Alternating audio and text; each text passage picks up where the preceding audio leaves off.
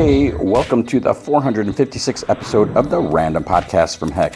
This is the podcast about random things in the world of entertainment, which includes movies, TV shows, and comic books. Big shout out to Andrew Loken. He is a big supporter of the show. You can be a supporter by going to patreon.com/gmanfromheck. Any amount you can commit to will be awesome. If you commit at the Rick Jones tier or higher, you get access to the secret podcast from Heck, which is an additional 30-ish minutes of extra podcast entertainment every single week. I often do look backs at classic Silver Age. It's been the Silver Age comics, the DC comics. They had such weird, goofy covers, and I'm just blown away by it because it's like Marvel didn't do it, and yes, it was in the '60s, but Marvel's Fantastic Four, Spider-Man, I was like 63. They didn't do these weird covers, but DC did so many of them, and and then they explain everything. It's like it baffles me, but they're fun. They're weird and goofy. It's like, how are they going to explain this? Sometimes I do off of mind, random topics about different things, usually Back to the Future, but we'll mix that up for the next one. But if you can't commit to a monthly commitment, you can also help out by going to coffee.com/gmanfromheck, and you can buy me a virtual cup of coffee or four. That's ko-fi.com/gmanfromheck. What are we going to have this week? We are kind of in a sort of weird place. There's not a whole lot of stuff to talk about, which is something new. So I've been doing this podcast for almost 9 years now, and there's always been. I guess if you look back at the early ones, some of the podcasts were like barely over an hour, and then they've just grown from that. So where we're at now, we only have one TV show to talk about because I kind of dragged it out a little bit. So we're going to talk about the final episode of the first season of Star Wars Maul, Shadow Lord. And it was a good episode, good cliffhanger. Yeah, so I'm excited for the second season. I'm really impressed with that show. I wasn't sure what to think in the beginning, so you can hear about that. And then we don't have anything else. The Boys is over. All the episodes are out.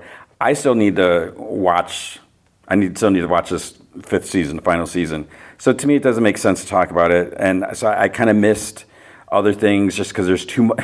And that's the thing, too much would come out at once.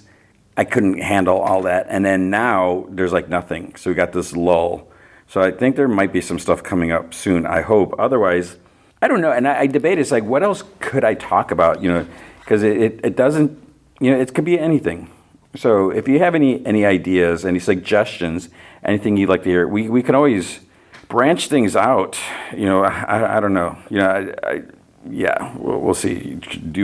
And I would say it's like, because music, vinyl records, that's a big part now. But I don't even think it would make sense to talk about like, oh, here's a new album that came out by so and so, because I feel like music is even more. Our tastes are so varied. So I may talk about something and you'd be like, I don't want to hear about that. And that's the thing. I don't want to talk about something just to fill up time and have it be something that there's zero interest. So we'll see what we do. As far as a movie feature, we have Star Wars, The Mandalorian and Grogu. And it's going to be interesting to talk about this because I feel like people are just very divided. People have been divided about Star Wars, and there's a discussion to be had about that. And I kind of not really came to a revelation, but I kind of came up with an idea as to why we're having this. Maybe.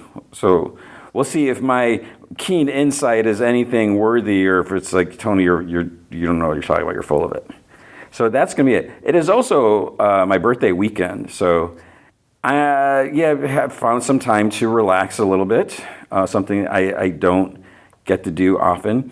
And, maybe that's something else that we could do is like, if I catch up on something, maybe we could talk about that. We'll see for the next episode and so forth. So, yeah, that's going to be it for this week. Catching up with school, trying to make it through till the end. trying to fight some of the students to get them to keep learning. And that's the hard part. But we are not, this is not the Education Talk podcast. So let's go ahead and get started, even though there's not a whole lot. With the news, let's talk about that Lanterns trailer. I'm not sure how I feel about it. On the plus side, we actually see some green stuff. We see some energy constructs. We see uniforms, and we see the ring being used. So that's all great. It just, I'm a little concerned with what is being implied here. And it looks like, it's like, are they straight out saying what's going to happen? So if you've seen the trailer, I don't know if this is spoilers. It might be. I mean, it's going to be spoiler for you if you're like, I don't want to watch any of the trailers. But this is what we have. So this is what it looks like. And again, I don't know anything. So we have Hal Jordan and Jon Stewart. And, Hal Jordan's got his ring.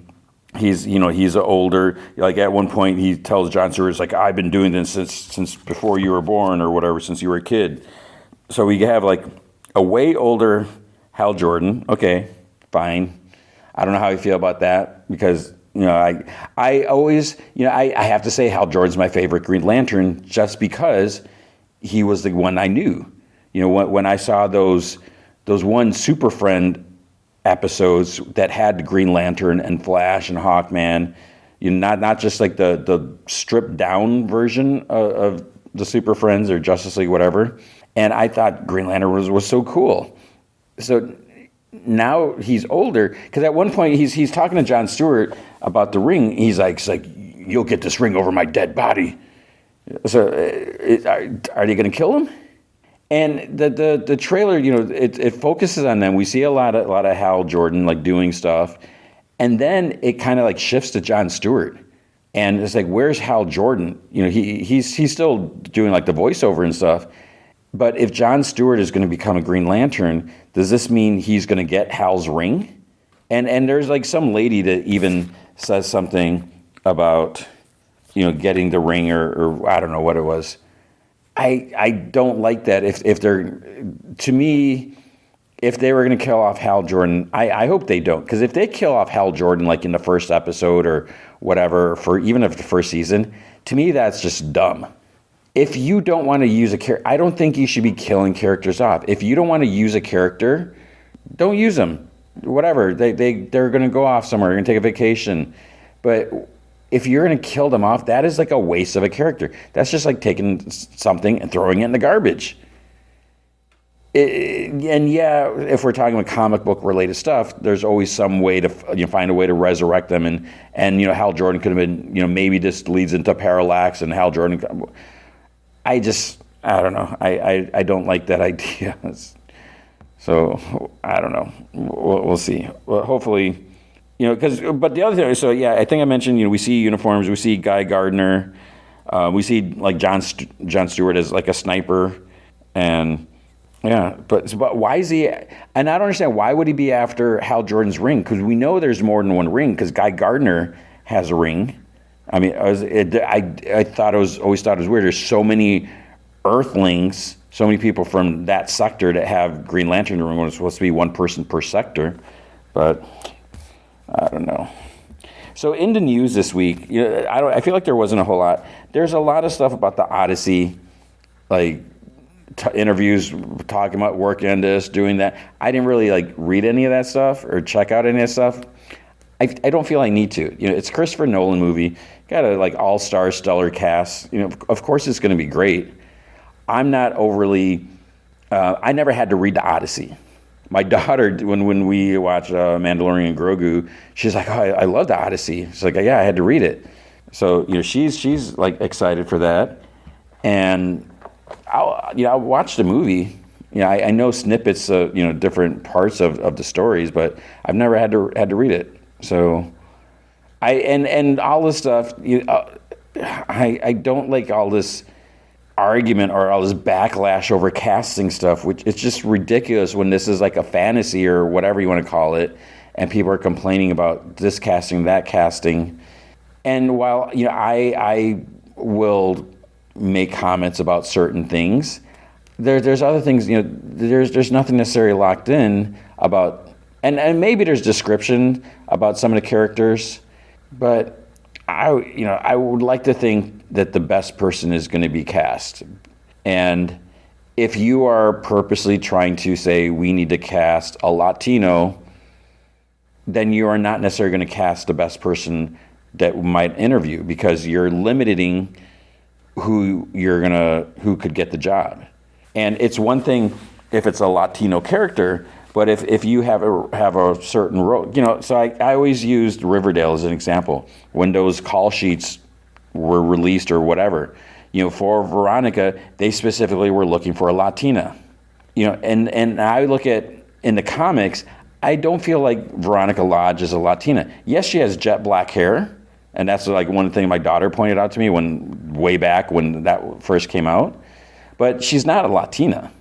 Hiram got white hair. But that being said, Camila Mendes, right? She was a great Veronica. I mean, that show was so bonkers. I mean, I don't remember if I ever finished it. I should have finished that sometime. So I don't. It worked out for Riverdale, but I don't think you should limit things like that. And I don't think Christopher Nolan would. Maybe I don't think he would do that. So I don't know. But it's like I don't know. People. All I see when I look at the news, I just see so much negativity. And it's just a bummer. And part of it is there's a lot of negativity with my students. You say one thing, and they get upset by something. Like, we just hired a music teacher, and that's great. And I actually know the guy, and he's a great guy. He's an amazing musician.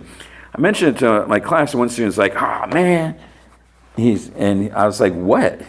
He's like, "Well, I don't have any musical talent, so I could do music now." I was like, "You don't even know what it is." I was like, and it's just because it's music, it's not just about playing an instrument. It's also about singing. And I know this kid's into singing, but it's like, you don't even know, and you're getting mad already. And okay, if you can't play an instrument, well, guess what? This could be an opportunity to actually learn how. But it's just like, they're so quick to be negative about stuff. It's like, why can't we have phones? It's like, what do you need a phone in school for? End of the year, man. All right. What else do we have? So we got a bunch of Odyssey stuff. There's also a bunch of stuff about The Boys. I'm trying to avoid all that. There's so much talk about the ending and how the ending compares to the comics. And as I think back, I don't think I actually finished reading. I think I stopped reading the Boys very close to the end. It started getting to be a little too much of the same. It's like, let's just be as raunchy as we can get. And I can appreciate the fact that, like, oh, this isn't like, Boy Scout, or Marvel DC where, comics code and everything's got to be, clean and whatever. But just after a while, it's like, I feel like the Boys just started just getting, let's just be gratuitous or raunchy or whatever. And yeah, so I don't really remember I don't know if I read it, how it ended. But we have that. So I need to get working on The Boys, watch that before I hear any spoilers. What about Radio Silence? So Radio Silence is, I forget the two guys' names, but they're like a production company, whatever. They're content. They make movies. They make cool stuff, right? They apparently have a new horror movie that's coming out, and apparently it is based off of Choose Your Own Adventure. What? I don't know how do you make a movie based off of Choose Your Own Adventure? We had that Black Mirror special. I talked about it on the podcast. I don't remember what it was called, but there is you could only watch it on a computer because you needed to be able to like click on certain things or whatever, so it wouldn't work like on a TV browser. And that episode, it was like an hour-long thing, or I guess depending on what you chose, where you would go down different paths, and I forget how many different endings there were, but depending on what different choices you made, you got a different story there. But in a movie theater, you can't do that. So like, what's the hook? How are you gonna? I don't know. It seems like it could be cool, but it could also be like super cheesy, and I can't imagine it. Let's make a super cheesy, whatever. I don't know. What about the Punisher? So we just had the Punisher special. We talked about that last week, and John Bernthal has been great, and people were talking about like, oh, what's Marvel going to do? After Spider-Man. Basically, John Bernthal, he's really into the character. He's open to doing more, but he kind of wants it to be on his terms. Like he wants to be the one to make it. And so, what exactly does that mean? So it sounds like he would want to. I don't know if it's just like I don't know if he'd want to direct it or just write it, because I think I saw that he co-wrote or something, like some episodes of The Bear, which I don't know anything about The Bear. I know a lot of people like that show. I'm not even sure what it's about. I think John Bernthal's never like directed himself, so I don't know. And yeah, he knows the character. He's done the character for a while, but does that mean he should be the one directing it? It would be like Charlie Cox has done lots of Daredevil stuff. Does that mean he should only do Daredevil if he's in charge of it? I mean, yeah, you have insight into the character, but just because you played a character how much directing skills you have? And John Bernthal, he's done a lot of stuff. He's a great actor. So we'll have to see. I don't know, because I would like to see more Punisher, but I don't know. But at the same time, I guess I could kind of see where it's coming from, especially with a character like the Punisher, because I feel like the Punisher can be very two-dimensional. I guess I could see it's like, okay, I'm going to do this. So I don't know if that means he'll only do it if he's writing or directing it. But I think if he would say, yeah, I'm only going to do it if I approve of the script or whatever, or if I think it's a good idea. And that kind of goes with anything. I don't know how that works.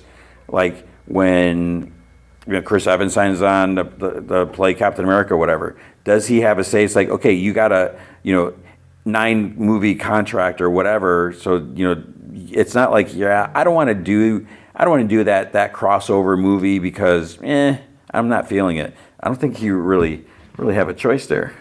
So yeah, should we talk about Skeletor? So Jared Leto playing Skeletor. I've tried not to think about that. We got Suicide Squad, Joker, Tron, Morbius, and now Skeletor. Should we be worried? Should we be concerned? Does this mean we're not going to get a Masters of the Universe 2? There's a new trailer. Wait, was it a new trailer? Actually, I'm not sure if there was a new trailer. There was a clip that was like released. I saw it like on Twitter, and we hear Skeletor's voice, because in the first teaser, first trailer, you don't hear his voice. And now, when you think of Skeletor, I think unless you don't know anything about Skeletor, He-Man, or anything of that stuff, if you've never watched it, I think we all know what to expect or what we're thinking of when it comes to Skeletor. He's got that nasally, kind of whiny voice. Yeah, He-Man. Right. I'm not going to do that because that's probably super annoying. But his voice in this, it's just kind of low and whatever, and it's like, that's not Skeletor. So what should we do? We're adapting Skeletor. It doesn't have to be exact. It's an adaptation. But I feel like I don't know. Should Skeletor be made more serious so he's not just whiny and like a joke? But that's part of who he is. And as whiny whatever as he is, he's still got his power. He's still been a thorn in He-Man or everyone's side for forever. I don't know. We'll see. Because I feel like by trying to make him dark and serious, it kind of takes some of the feeling or some of the vibe away. I'm not sure. I mean, fingers crossed. I want to hope for the best for this. So we'll see. Oh, and then what about like Resident Evil? What's his name? Zach Kreger? Apparently, I haven't seen this, but I saw that apparently people are not happy with his direction. Like people are saying that that's not Resident Evil. You know, if like there's no Leon Kennedy or whoever, it's not Resident Evil. Wait, have you seen the other Resident Evil movies? I'm trying to remember now.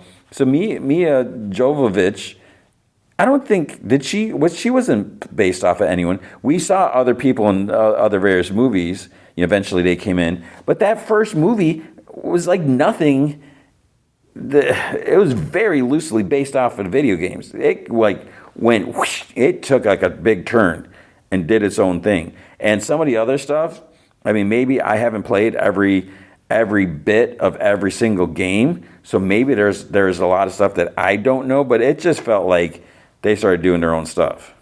So people are complaining that you have that, but like what Zach said about it, it's like he wanted to like you drop like some regular person. He didn't want to do a movie where some like trained expert is dropped into a zombie apocalypse, and then it's like, you know, they're able to handle everything. There's no threat. There's no danger. So he's like, let's take a regular person, this delivery guy or whatever, throw him into this world and have it go from there. And the thing is, you don't even know, like, will there be other familiar elements? Will there be an Umbrella Corporation? Or maybe not. Maybe it's so far off, you know, because I think I saw that this is like all this stuff happened like a year, or it's like a year or two. So, you know, there's been zombies for a little bit. It's not like it just happened, I think. That doesn't necessarily mean we're going to have the Umbrella Corporation and T-Virus and this and that. I don't know. But again, this goes along with people complaining. People will complain about everything. It's like, when did we become such a complain culture? Has it always been like this? It's like people, you can be upset about something, but you know, just because you're a fan of something doesn't necessarily give you like free reign to complain. I don't know. I mean, yeah, you can complain about whatever you want, but it's just when you see so much. And it's one thing when fans are complaining, and then you got like news outlets. I feel like a lot of time news outlets are seeking out to be negative. Like one of the things they're saying is Mandalorian and Grogu is going to be like the lowest opening, it's the worst opening than Solo. And it's like, does that make you happy? Do you quote unquote get your jollies off of that, as they used to say back in the day? I mean, do you get some sort of satisfaction by pointing out something negative? Why not point out the fact that it has a high audience Rotten Tomato score? Or why not point out the fact that there are like new audience people are going to see this? When was the last time we had a friggin' Star Wars movie in theater? And yeah, there's different things you can say about this. Like, is this a Star Wars movie we need right now? Maybe it is, or maybe it's not. You know, we definitely need some Star Wars movies. We haven't had anything for a while, it feels like. So people are complaining about Resident Evil, and yeah, I don't know. I'm excited for it. September 18th, we got that. There was a trailer. I'm just saying, I didn't watch this. There is a trailer for Avatar: Last Airbender Season 2. I think I watched like the first episode. I was planning on covering it for the show. I couldn't keep up with it because at the time there was too much other stuff. Because of Netflix, let's drop everything at once. I just felt like the people that really care, they've already watched all the episodes. Because, yeah. So I don't know. That's on my list for someday. I'll watch that. We'll see. Are you ready for another Super Mario movie? Well, you're going to have to wait a little bit. They've apparently loosely locked in a date. They're shooting for 2029. They said they want to get everything right. And so I'm sure a lot of that has, like, they need to get a story. You've done 2 Super Mario movies. What's next? I'm sure there's lots of stories that, lots of elements that you can go for, but you can't just crank another one out and just do it. Because, since we've seen 2, you got to make sure it's something just not just the same. So, okay, we'll see. I mean, as much as I have like issues with it, I was like, I don't want to wait till 2029. And we're talking 3 years potentially, maybe a little less, but just, I guess, get it right. Speaking of getting it right, So we got this movie, Disclosure Day, the Steven Spielberg movie. I'm excited for this because I really don't know what to expect. That trailer looks a little freaky. It's like, what the heck is going on? Steven Spielberg's an amazing, storyteller, amazing director. And I'm trying to think, what was the last thing he did? He's done so much epic stuff, great track record and all that. So I'm sure this is going to be fantastic. But apparently the writer did 42 drafts before Steven Spielberg approved of it. That sounds, talk about, what's the word I'm looking for? Perseverance? 42 times. And it'd be like, here you go. And it'd be like, yeah. No, here we go. Try again. And it's like, I wonder, were there clear notes? Or was it like, no, this isn't what I want. Start over. And then there's got to be notes. So that's a lot. But basically, like Steven Spielberg said, that there's been so much of this. He's done this already. He wants it to be different and just right. So we'll see. Yeah, I'm excited for that. I just worry. Is it going to be too? I don't know. I feel like. Yeah, but I guess after hearing this, it's not just Steven Spielberg. Like, oh, just slap my name on it. We'll get a bunch of big actors, make a big story, high stakes. Boom, we're done. People go see it. I guess you got to do it right. And then I guess the last bit of news. I guess I don't have anything else after this. And I don't know if you know it. I usually try to end the news with something kind of weird or wacky, or not necessarily, but so this is not weird or wacky. But Peter Safran apparently told Variety that Supergirl will return in The Man of Tomorrow. I should say something about that. She's going to be in The Man of Tomorrow, and apparently she's going to play a major part of what they're doing with the DCU moving forward. So, okay, great. I am rooting for Supergirl. I'm hoping it does well. A lot of people, again, seem to be complaining, and some people are saying, oh, it's going to be low box office or this or that. But it's like, man, just chill out. Try to be positive. And and this is coming from me, who did not love the Tom King comic that this is loosely or whatever apparently based off of, because he was involved with this. But I'm excited for this, so we'll see. But what I am not excited for is I keep seeing these. It keeps getting suggested to me. Maybe it's because I've watched one or watched two, and the algorithm gives me another one. And I don't know if it's the same account doing it, but someone's like, "Oh, I didn't expect that ending in the movie," and then it'll be like, Grogu will return in Avengers: Secret Wars or something like that. So because they did one with the housemaid, right? So that Sydney Sweet, what's her? I forget. Can't even remember what the character's name. But they're like, she'll return in Avengers: Doomsday or something. And then I think they did one with like Devils Wear Prada, and it's like, okay, you're doing this with like everything. It's like, it's not funny anymore. It was clever the first time, but then you keep doing it, and I don't know if it's the same person just doing it over and over again, or if someone's like, oh, look at that, that's got a lot of views. We can steal this content, do the same thing, just with someone else. I'm trying to think. I can't even think of anything. Oh, I think what I saw was like, Freaky Nikki will return. She doesn't like that name. Don't call her that. If you saw Obsession. That's it. That's the news. Let's talk about comics. With comics, at Mad Cave, there was Racer X #7, and I like what they did here. I don't want to spoil things. So there was this big race happening. Speed Racer's there. Rex, no, Rex is gone, right? Racer X is there, and spoilers. And we got some other familiar characters, and you got the GRX engine. So a lot of cool elements, stuff that we've seen. And if you watch, I've been watching a lot of Speed Racer, like just watching the old episodes again after having watched it in the theater a few weeks back. All 52 episodes are on Amazon Prime, so you can check that out. I have it on Blu-ray, but I was like, well, I'm just gonna play that.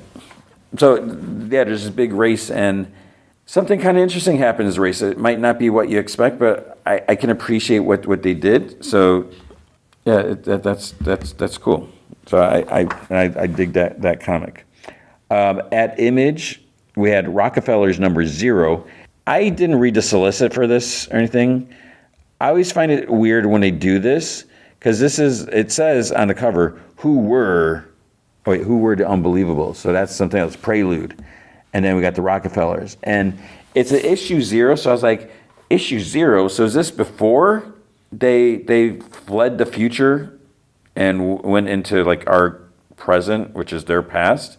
But I was like, we've seen lots of stories of that already, so I was like, what are you going to tell us now? But then it cuts to, it's like, oh no, this is like current. So I forget what the last issue was. Like, let's say it's issue 9 or something like that. So I don't like when they do this, when it goes like, so basically it's like 7, 8, 9, 0, 10, 11, 12. I don't know. But this, I dig this comic.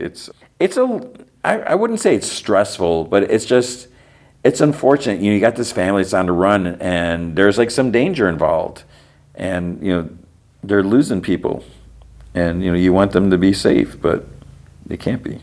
So you should check it out. Peter Tomasi, Francis Manipul. So I mean, great team, great guys. So this one I did not read. I was going to start reading it. I'm going to be perfectly honest. So we have Of the Earth. This is by Chris Condon. I'm trying to think of what he's done. I know I've read stuff from him. But then we have Charlie Adlard. I'm sure that sounds familiar if you've read Walking Dead, right? Did he do Invincible too, or is it just Walking Dead? Look at me. I don't know what I'm talking about. It's a big surprise. But when you start this, there's like these pages of like, it's like from a book. It's like Oilfield Graveyard, Tales of the Wildcatter Myth. And then there's like literal like pages from this. And I was like, at first, when I first saw it, I was like, oh, this is the writer, or this is someone talking about like, where did this story idea come from? Why are you doing this or whatever? But they usually do that at the end. So I was like, okay, maybe they're going to talk about the beginning. But then I was like, wait, no, that's not what this is. And then I was like, that's a lot to read. And when I say that, I'm not saying that because I can't read or I don't want to read, but it's just like, I'm trying to read as many comics as I can before I start recording. So I do want to read this. I don't know what this comic is about. This chapter 1, this story, this issue is called Road/Kill. Roadkill? What does that mean? Killing someone on the road? Or I'm sure it's not like actual roadkill.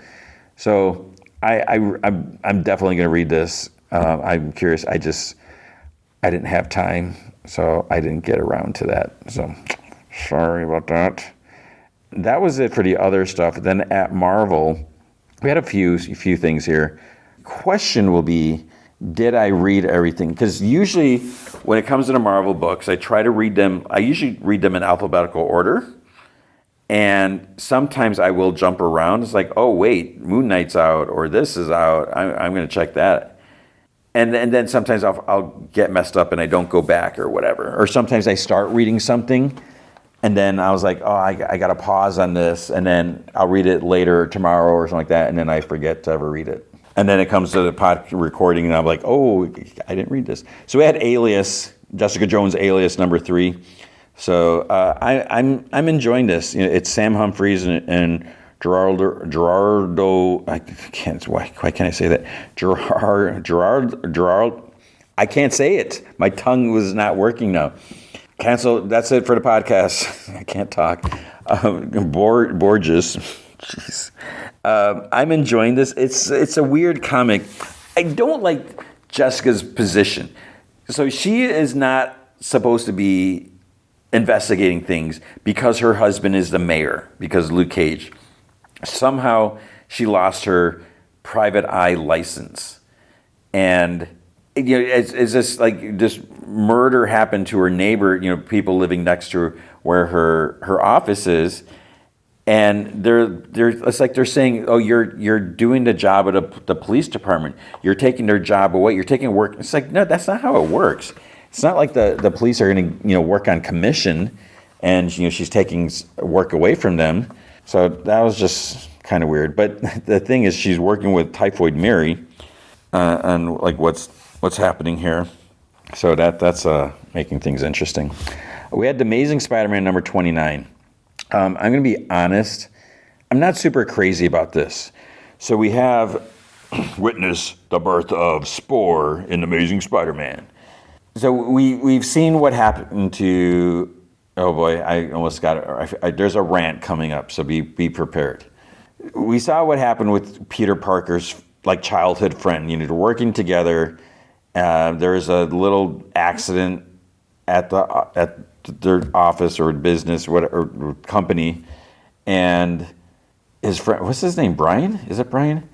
He's been infected and he's like recovering, so he's got this like spore stuff in him now. There's stuff happening, and we're seeing what's going on, and I'm not super crazy about it. So there's that, because it's almost, I guess sometimes your mind gets twisted and turned and whatever. But the bigger thing, so the reason this happened, this is when Peter Parker was out in space, when he got punched across the universe, or however that happened. I feel like I missed something there. Like, I don't remember him making that trip. Somehow he was out in space, he had a new costume, and was working with some alien dude trying to get stronger.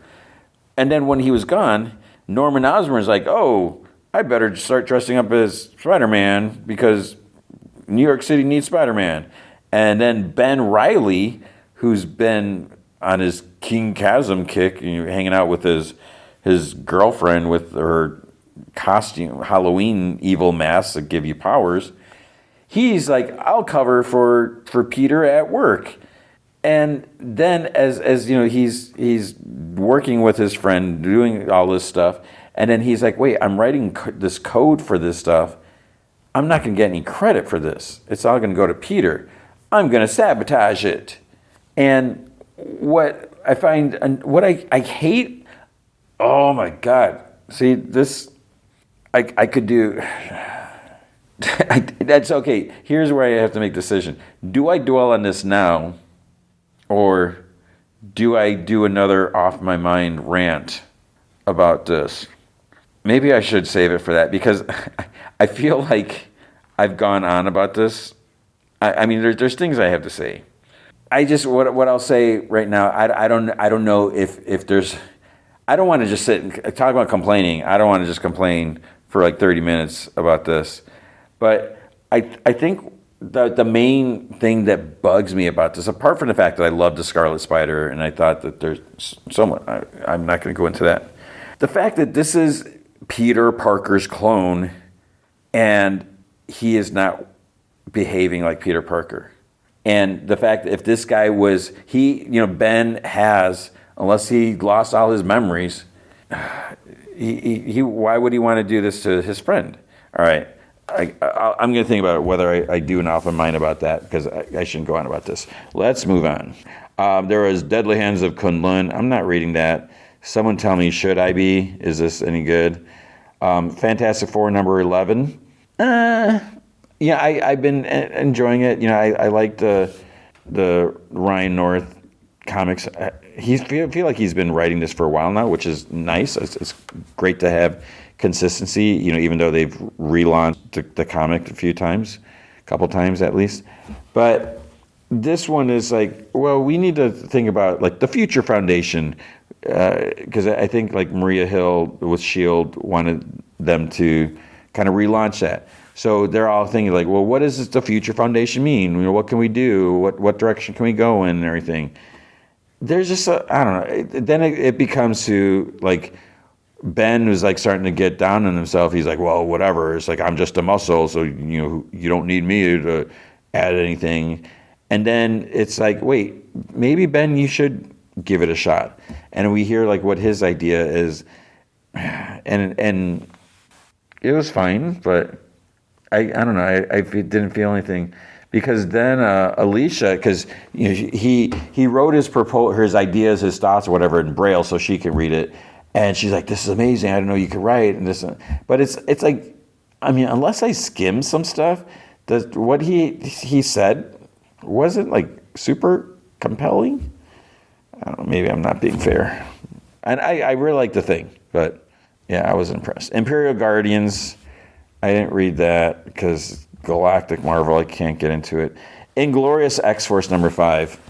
There's something about this, I don't know what it is, that I've been struggling to read this the past few issues, and I am curious. It's like, okay, someone wants to kill Kamala Khan in the future, and Cable, he was there because he's traveling all over time, I guess. And he doesn't recall what's happening, but he has a list of suspects. So, he's going to make this team to try to, figure out who's the killer. And I thought this was going to be like a mini series, but apparently, it's going to continue. But it's just, I don't know, something about it. I don't know if it's just the choice of characters or just their attitudes, or because they're not the most upbeat characters, which that's fine, but I don't know. We had Moonstar #3. I'm not sure what's going on there. Predator, Bloodshed #4. The Punisher #4. I think this is the fact that they renumbered this, because if you've been reading these 3-4 issues, it doesn't explain, because what we just literally saw in the month before that, where the Punisher was turned into like a killing machine. He was like the Kingpin. There was a chip in Frank Castle's skull, and the Kingpin could make him go out and become like his robot mercenary or whatever. And then this is like Frank trying to recover from that, but it almost doesn't make sense because you should have read those other issues, and you might not know to read those other issues. So, I don't know. And we got Jigsaw. Guess what? Not the biggest Jigsaw fan. So, I don't know. Rogue #5. What's going on in this comic? It's like, I'm not reading this. Should I have been reading this? Because to me, it felt like, oh, this is going to be one of those comics where not a whole lot's going to happen.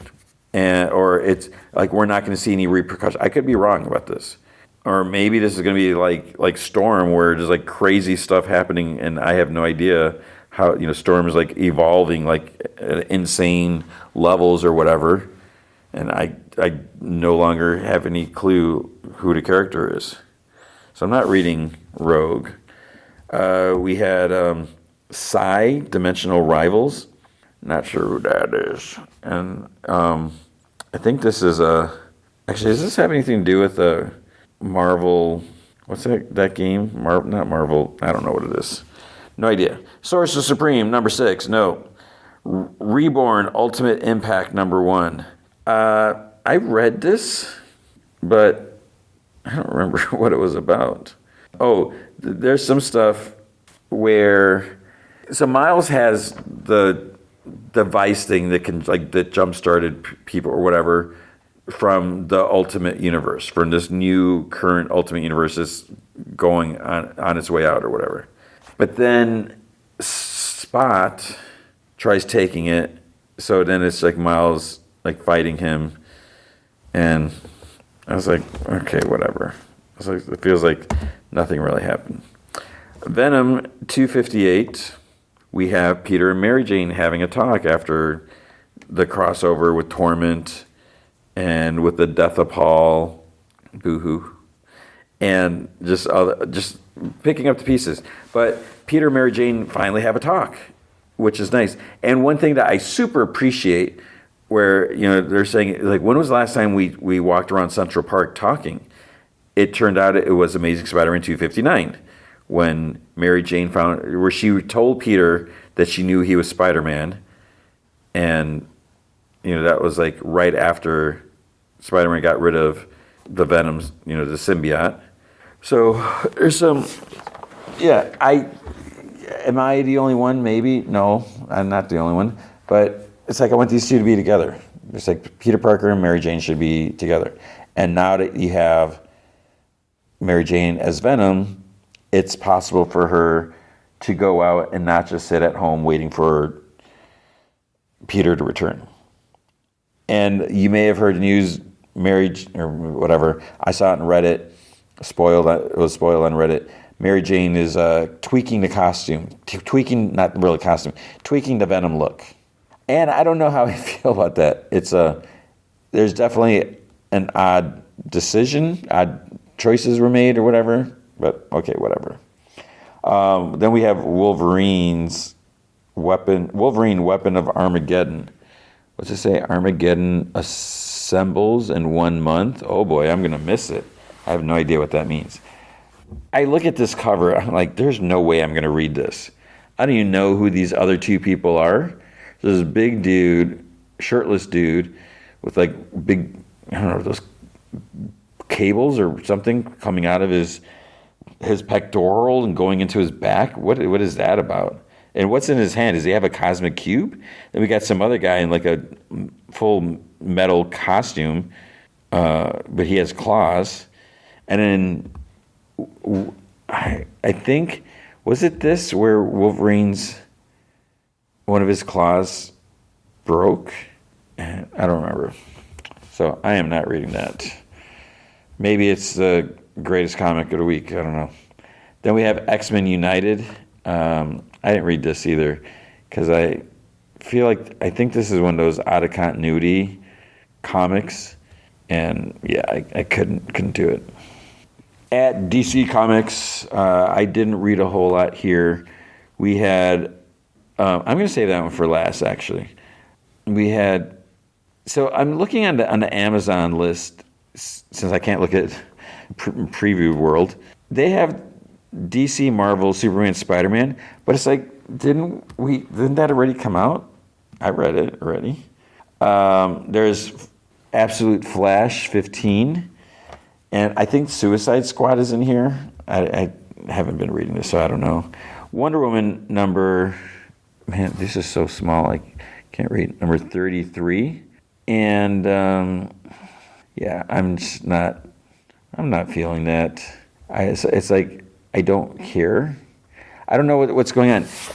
So what I'll say is, we have Wonder Woman and her daughter, and they've just become reunited with Steve Trevor, who has been dead, who died before the daughter was born. And then we saw in the flashbacks where they actually met on the day he died, and because she was traveling through time, and in here it's like there's something like how long has it been? He says to her, it's like, how long has it been since that bench where they sat and talked? And I think she's like 20 years. So are they basically saying, okay, Steve Trevor is not going to come back anytime soon? And this is like what I said before, like why kill off a character? It's like, what you could tell compelling stories, who cares? I don't know. Nightwing 138. I'm struggling with this. So Nightwing decides to start driving a car, and then there's this like witch of Bloodhaven or something like that. He ends up causing this accident. There's like this big pileup, people die. So now people want justice, or they want Nightwing to turn himself in. They basically want Nightwing to be held accountable, and that's a sticky situation. Because if he was pursuing someone else or something like that, and then in the midst of that, and accidents do happen, but it's different because like if a police officer caused an 8-car pileup, whatever, on accident, that's like understandable. But because he's just a vigilante, people aren't going to be forgivable, and it doesn't matter what he was trying to do or what he's done, how many times he's saved the city and all that. I don't know. Yeah, and then there's this other threat going on, and what we do get, I don't know if it's on the cover, but we do get Starfire guest appearance, so that's nice. And I do appreciate that they're acknowledging that Barbara Gordon is in jail now, that she agreed to this, and she's calling him, collect, and She's like, don't worry about me. I'm fine. So we'll see where that's going to go. Superman, Batman, World's Finest. I started reading this, and then if you look at that cover, it's like, wait, old timey stuff. What? So I tried skimming. I couldn't. I just didn't get into it. Didn't read Teen Titans. I think I saw someone post that Static is joining the team now. Okay. We have Superman Unlimited number 13. This was weird because I'm trying to remember. So we got Beppo, the Kryptonian monkey or whatever his name is. He's with Bibbo, and he actually caught some stuff happens, and so you got that story because then there's like these two scientists that did stuff to Beppo, whatever. They're there. Beppo's like freaking out. Bibbo also.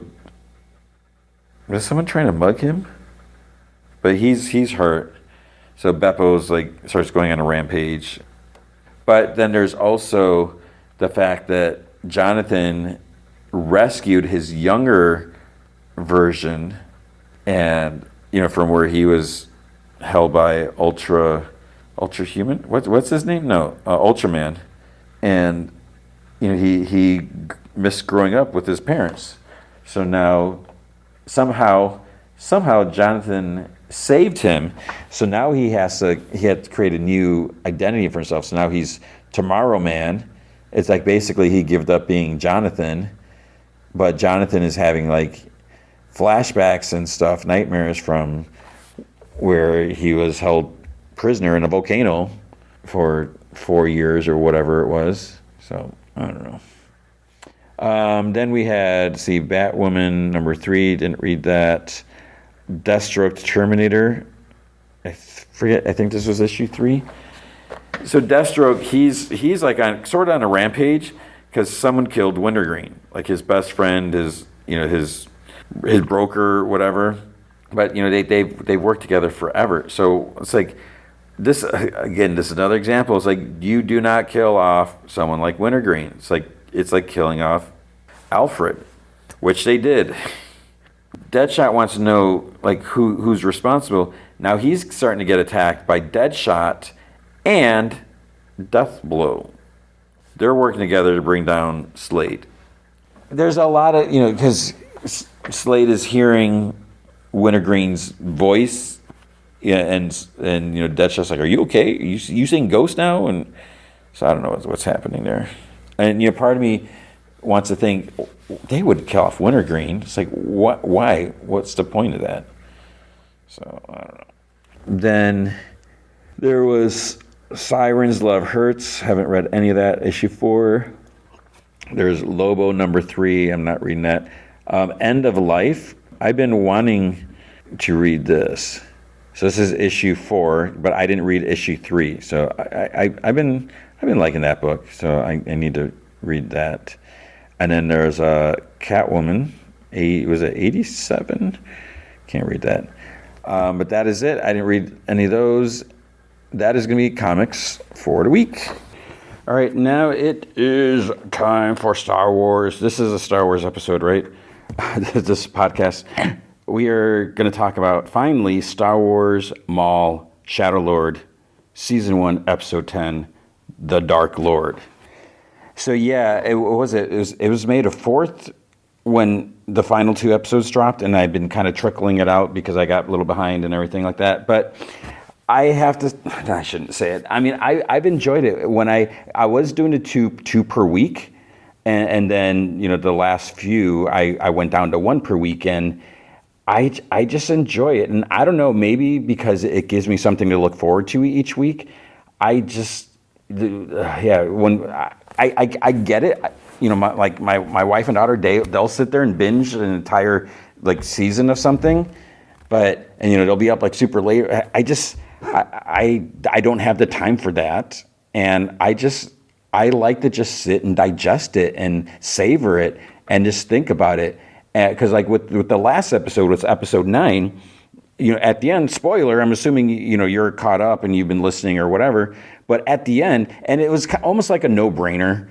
But I wasn't expecting it. And all of a sudden, there's friggin' Darth Vader, and we're gonna get like Maul versus Darth Vader, which we have seen before, right? I still haven't looked it up because I didn't want to. But they have fought later, and just thinking about that, so after I watched that, I'm like, whoa, they're gonna fight. We got one last episode. What's gonna happen? And it kind of made me even more excited. And I will argue, as long as I'm recording this show, that if you see that and then 10 seconds, 5 seconds later, it's like, oh, here's the next episode, you don't really have time to process it because it's just boom, boom, boom. And maybe that's the way I look at my students, and let's ever since like Snapchat generation or even TikTok, people just like immediate, they want that instant gratification or whatever. I get that.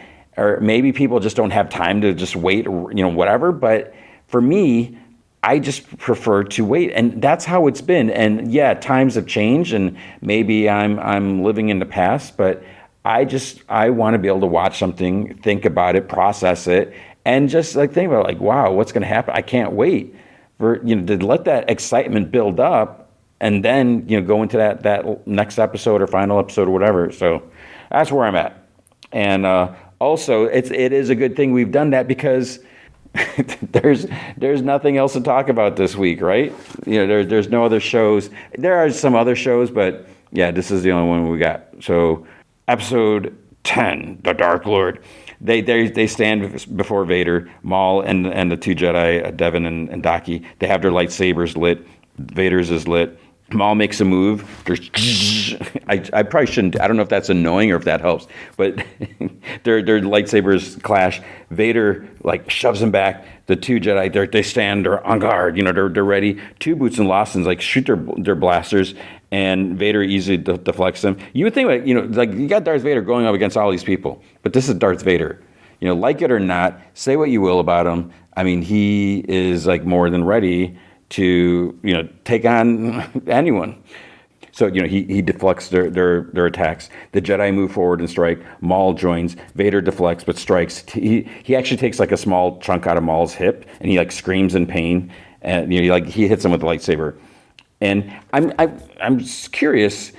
I guess it must be tied into his nerves, right? How's that work? Because he lost his lower half. He shouldn't have feelings, but it's all mechanical.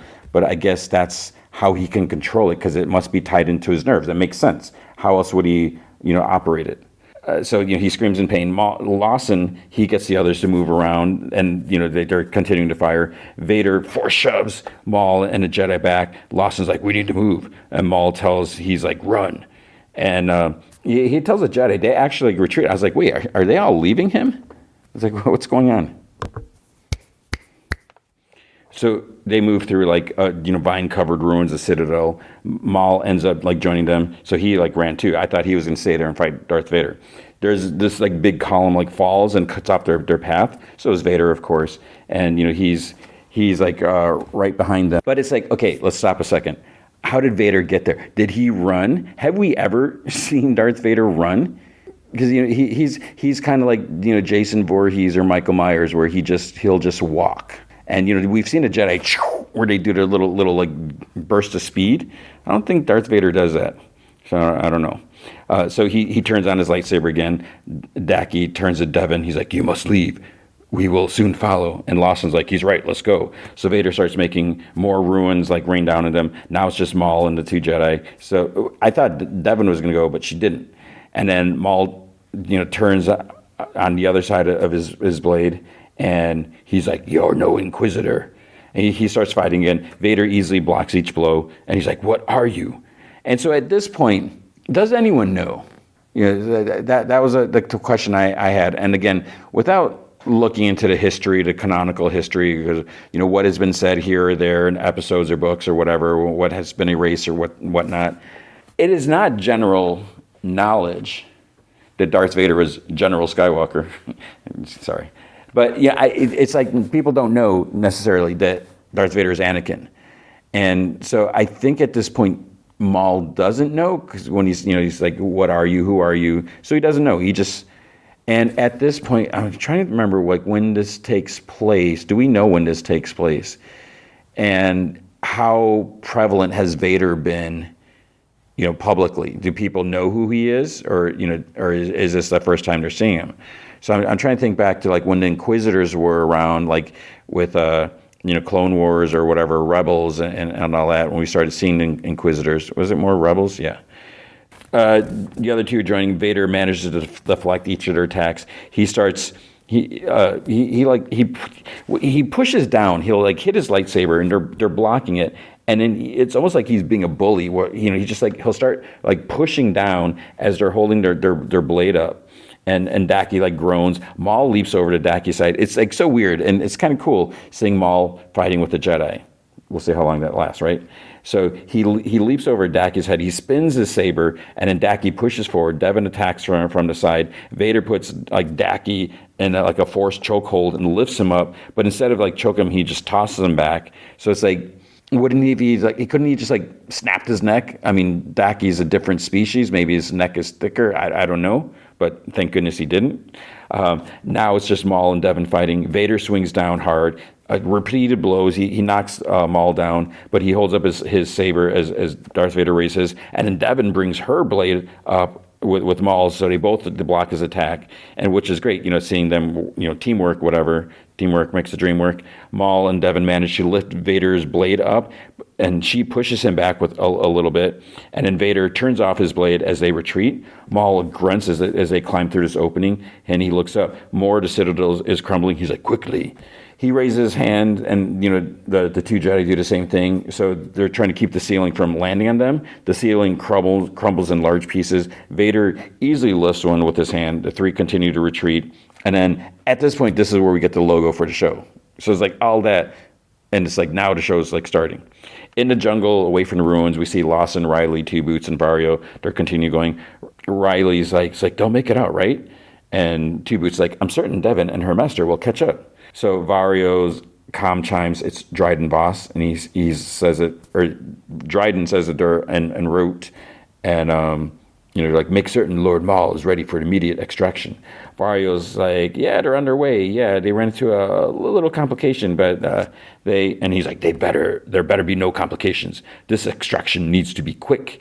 It's like, I'm not here to engage the Empire. The pilot, sitting next to Dryden Voss, says that they're close, so they need to kill the comms or risk detection. Then Dryden says that they're taking the comms offline, that he'll contact them shortly. Vario tries saying something, but Dryden just like cuts the comms. Pilot tells him that it could be a great risk. Dryden's like, great risks yield great results. So he says that he can be a valuable asset to his interests. With his help, with Maul's help, he'll take over the syndicate, and they'll all profit more than they ever have. So Daki tells Devin that he fears what his instincts are telling him, a Dark Lord of the Sith. So again, they don't, I guess at this point, they don't know who Darth Vader is. She asks, how do they defeat it? And Maul's like, only when you let go of your restraint, tap into your rage, let it serve you. And Daki's like, no, do not give in to such emotions. We must remain calm in the face of fear. True power lies in our patience and cunning. So we got the conflict in philosophies, whatever. Maul's like, our enemies know how Jedi fight. You must adapt to outsmart him. So then alone with, because Daki kind of leaves the scout ahead, Maul's with her. He's like, your master would be wise to heed my advice. I know how to defeat it because I was taught by the most powerful Sith Lord of all, Darth Sidious. He's like, please listen to me. My master purged the Jedi Order and made himself the Emperor. Devin, I implore you, use your rage and unleash your potential. So Daki returns. He's like, there's a path ahead. We must keep going. So Maul struggles to get up because of his hip or whatever. Daki tells Devin that he'll assist him and for her to go. So she says that they must stay together, and Daki says that the Lawsons need her help, so remain alert. So go and find them. Daki says to Maul, that he's very powerful, but if we defend one another, we will be stronger. And Maul's like, no, if I am right, he knows how you think. Then the wall next to Maul explodes. Vader's hand appears through. He's there. He pushes his way. He goes through the wall of the rebels. Vader swings down his lightsaber. We see Devin. She reaches top of the ruins. Two Inquisitors pop out in front of her. So she glares at them. She sighs, takes off her cloak, gets in a fighting stance with her lightsaber. What makes this trickier is, so wherever they're at, There are like some gaps in the stone path that kind of lead down. So they're still up high. They're not like on the ground yet. So the two run at her and they kind of like split up. Daki is fighting Vader, and then he hears, or maybe he said, I wasn't at first. I wasn't sure. It's like, does he hear or does he sense? Devin fighting the Inquisitors. But at first I thought he sensed something, but she kind of nearby. You would think, hey, she just ran off, but she's just like right there because you can still see him like in the same shot. So she's fighting the two Inquisitors now. It's like, okay, that's kind of crazy. And, because she's like yelling and grunting, whatever. Vader does his pushing down thing again, strikes down and like pushes on Daki. But then Maul comes to his help, was it Devin that helped him? Vader force shoves Daki back again, and he rolls and he looks up. He sees Devin fighting Inquisitors. She's doing pretty well, but they're closing in on her. So Daki throws his lightsaber, and then she catches it, and she blocks both of them. So now she's like Ahsoka style, or Anakin did it too. Having one lightsaber in each hand. So she's blocking both on both sides of her with the two lightsabers. She shifts. She hits one in the jaw with the hilt of the lightsaber. And then she kicks the other one like in the face, and then she leaps over the first one. Maul is still fighting Vader. He gets knocked back. He ends up next to Daki and Devin. Daki is like catching his breath. Devin has both lightsabers in her hand. They circle up since it's now 3 against 3, and that the fight becomes, they end up separating. So now it's 3 separate 1v1s. Lawson and the others are now moving through like some fog, and they've reached the coordinates apparently. They're close. And they think they see a seep, and Lawson's like, oh, yeah, that ain't our ship. So it's an Imperial shuttle. A stormtrooper says, form an offensive line. No one gets through. The fog kind of lifts, and they see they see the good guys. Both sides start shooting. Stormtroopers have like a big ion cannon, and the troopers like start moving after them, like chasing them. So that the 4, Lawson, Riley, Two Boots, and Vario, they run back into the jungle. Trooper calls for the shuttle to get a visual from the air. Devin and Daki, they leap down to a lower level, like where they're at. The Inquisitors follow. Vader continues fighting Maul. The others, the civilians, whatever we want to call them, they duck behind a tree in like the jungle. Stormtroopers run past them. Shuttle overhead starts shooting down, so they have to they almost get hit, so they have to take off. Devin and Daki run down further. It's like, I can't remember if they're at the bottom yet at this point. They see the shuttle flying away. They look at each other, and then Daki shoves her aside because as an Inquisitor jumps at them. Second one comes, Devin takes that one on. The 4 civilians, they find some shelter. Riley says that they're running out of time. Lawson says they're not going anywhere with that shuttle circling. Two Boots suggests a new plan, that they take their cannon and destroy the shuttle. Vario says the droid, he's like, the droid's plan is as bad as yours. He's talking to Lawson, and Lawson's like, yeah, but it's all we've got. They just need a distraction. Then Vario's like, why are y'all looking at me? And Two Boots like, well, you are the smallest and hardest to hit. And Lawson says, he's like, all you got to do is run. And Riley's like, come on, Mr. Big Shot. He's like, you've got this. So Vario just sighs. Maul and Vader are still going at it. Same with the Inquisitor and Jedi. Daki gets kicked and ends up at the edge of a path. He's almost going to fall over. The Inquisitor moves towards him. He flips and manages to kick the lightsaber out of his hand. He calls it to himself, but Daki uses the moment to give him a hard force shove. So he goes flying.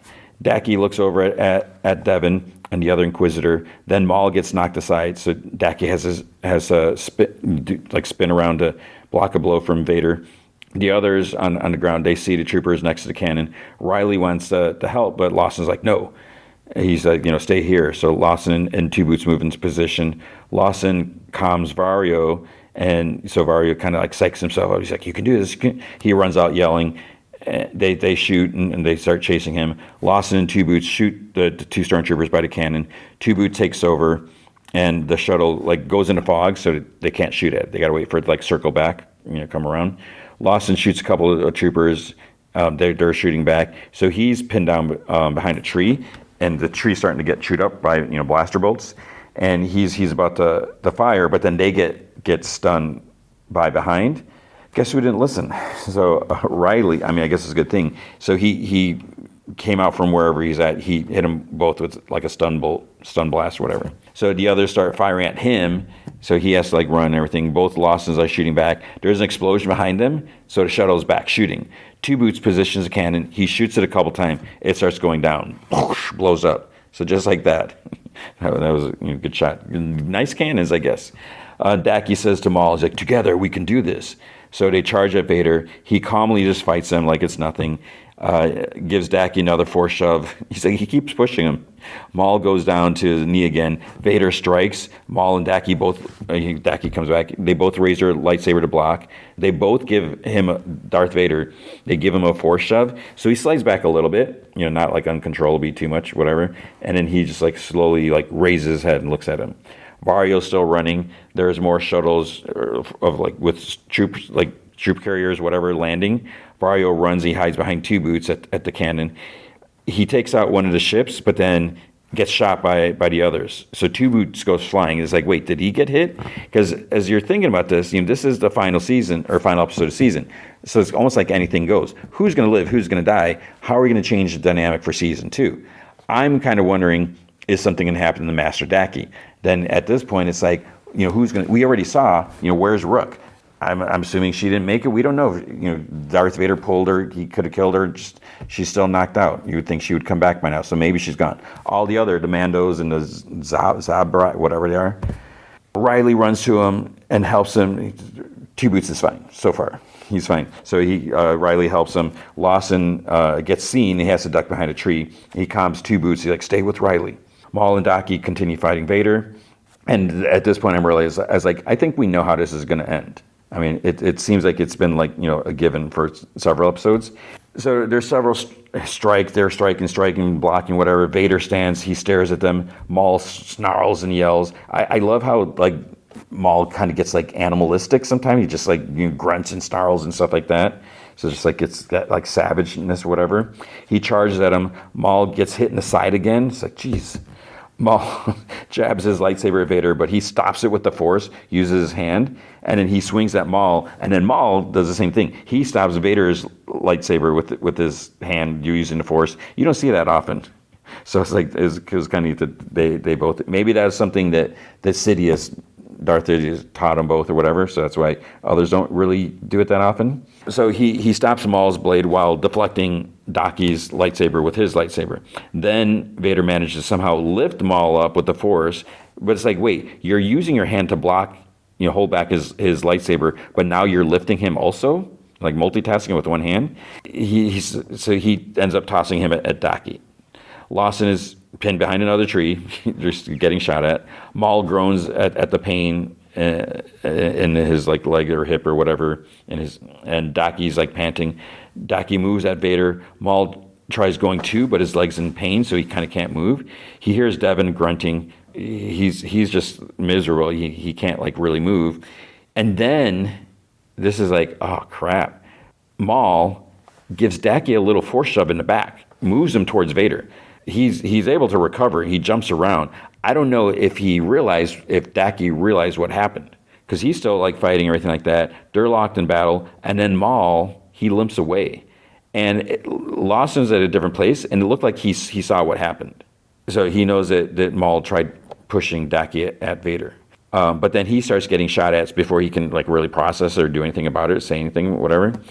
Daki gets knocked back. He looks around. Now he notices Maul is gone. He continues fighting. So being like, he's pretty much like half as tall as Vader. So I feel like that gave him a little bit of advantage because he's able to like jump around. It's almost like how when Yoda was fighting Darth Sidious, the Palpatine, you just like jump around and dodge or anything like that. And Daki, he even delivers like a nick to Darth Vader's shoulder. He hits him with his lightsaber. So obviously Vader's not going to be happy with that. He's getting rougher. He's like, like several hard blow where he's just bringing his hand, he's just swinging with one. Daki's like groaning and panting, trying to catch his breath. Vader like stands over him, Daki's down, and you could just see him standing there with his lightsaber. Devin is still fighting an Inquisitor, and then she knocks him back and she's like, Master! She runs out of structure, and we see Vader pull his lightsaber out of Daki's it's almost like his chest shoulder. I don't think it went through his chest, maybe, because he groans and he falls on his back. She's like, no. She starts like screaming, no. The Inquisitor, 11th brother, whatever, comes up behind her. She renews her attack she's going harder. Maul's like watching from behind a tree. She's being a little careless. She gets kneed. Her lightsaber gets knocked out of her hand, and then she gets kicked. She's lying on the ground. So then Maul holds up half of his lightsaber. She calls it to her with the Force. She does like this spin leg jump thing to get on her feet. Maul walks up like besides her with the other half of his lightsaber.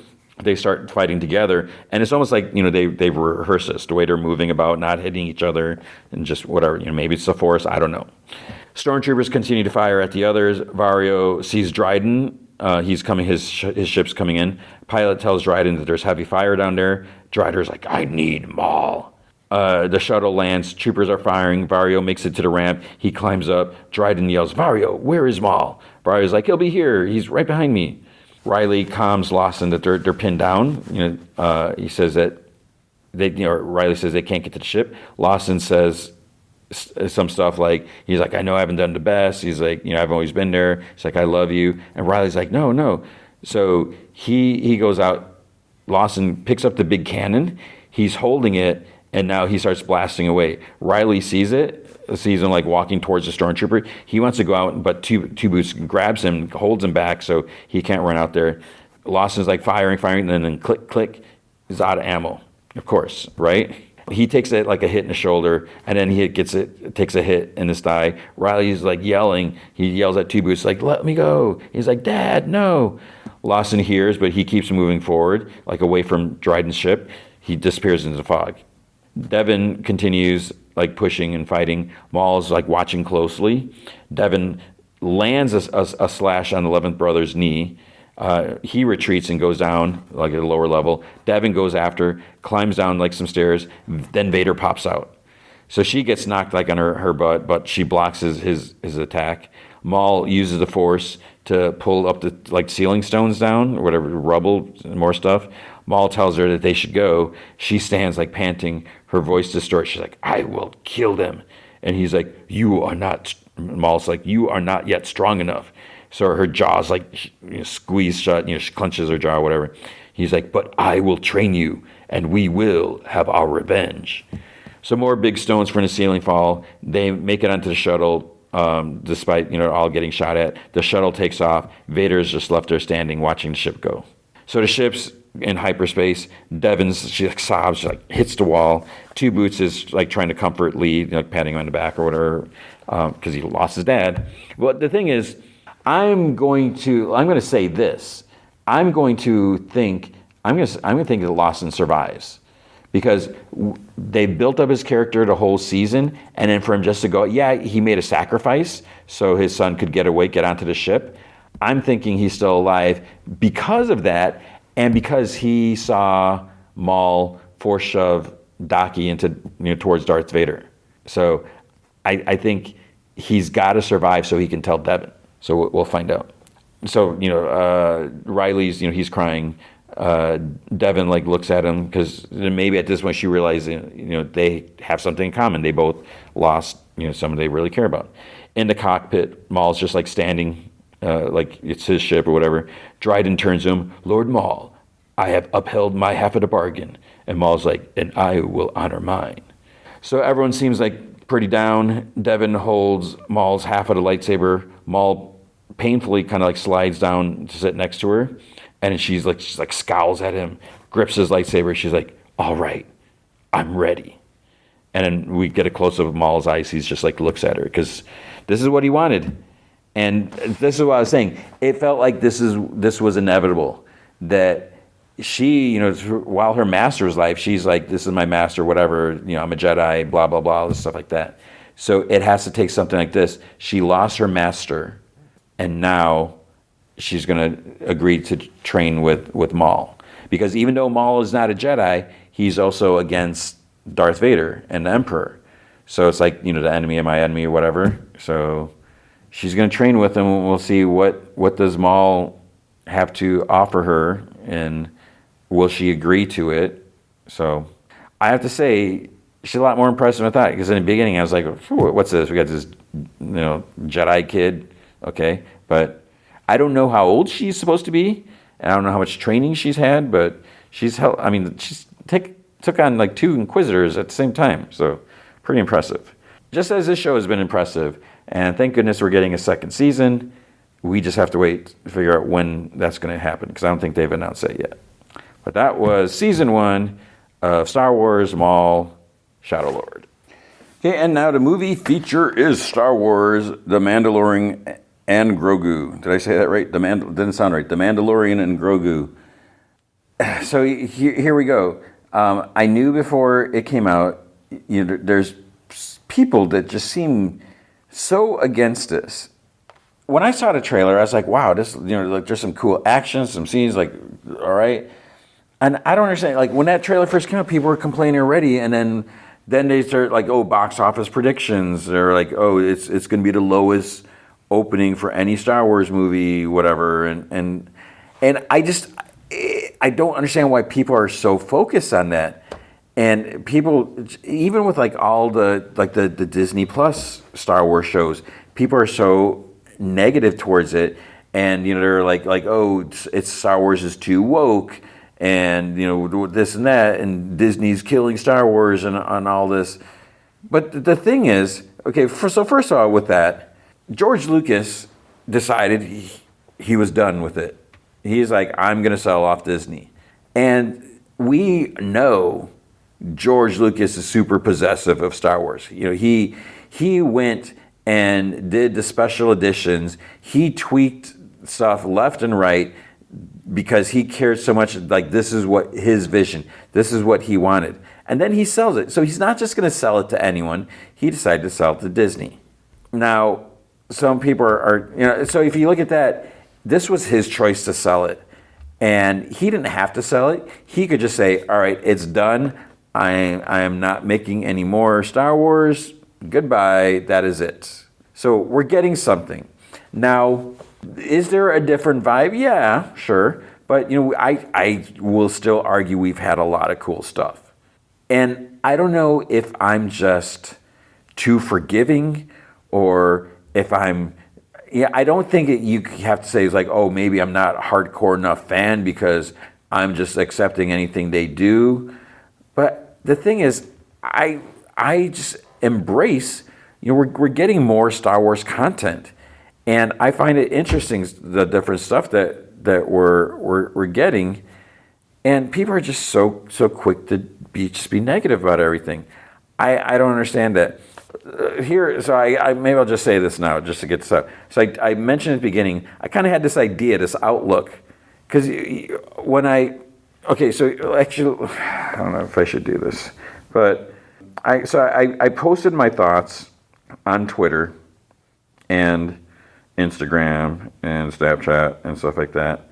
So basically, what I said after I saw the movie, so I saw it with my daughter, I said, The Mandalorian and Grogu was a lot of fun. There's a ton of action and a lot to see in IMAX. I should mention that. Is it the best Star Wars movie? Nah. Plenty of cool moments, but the best part for me was seeing this huge smile on my daughter's face when Grogu first appeared. He is just so darn cute.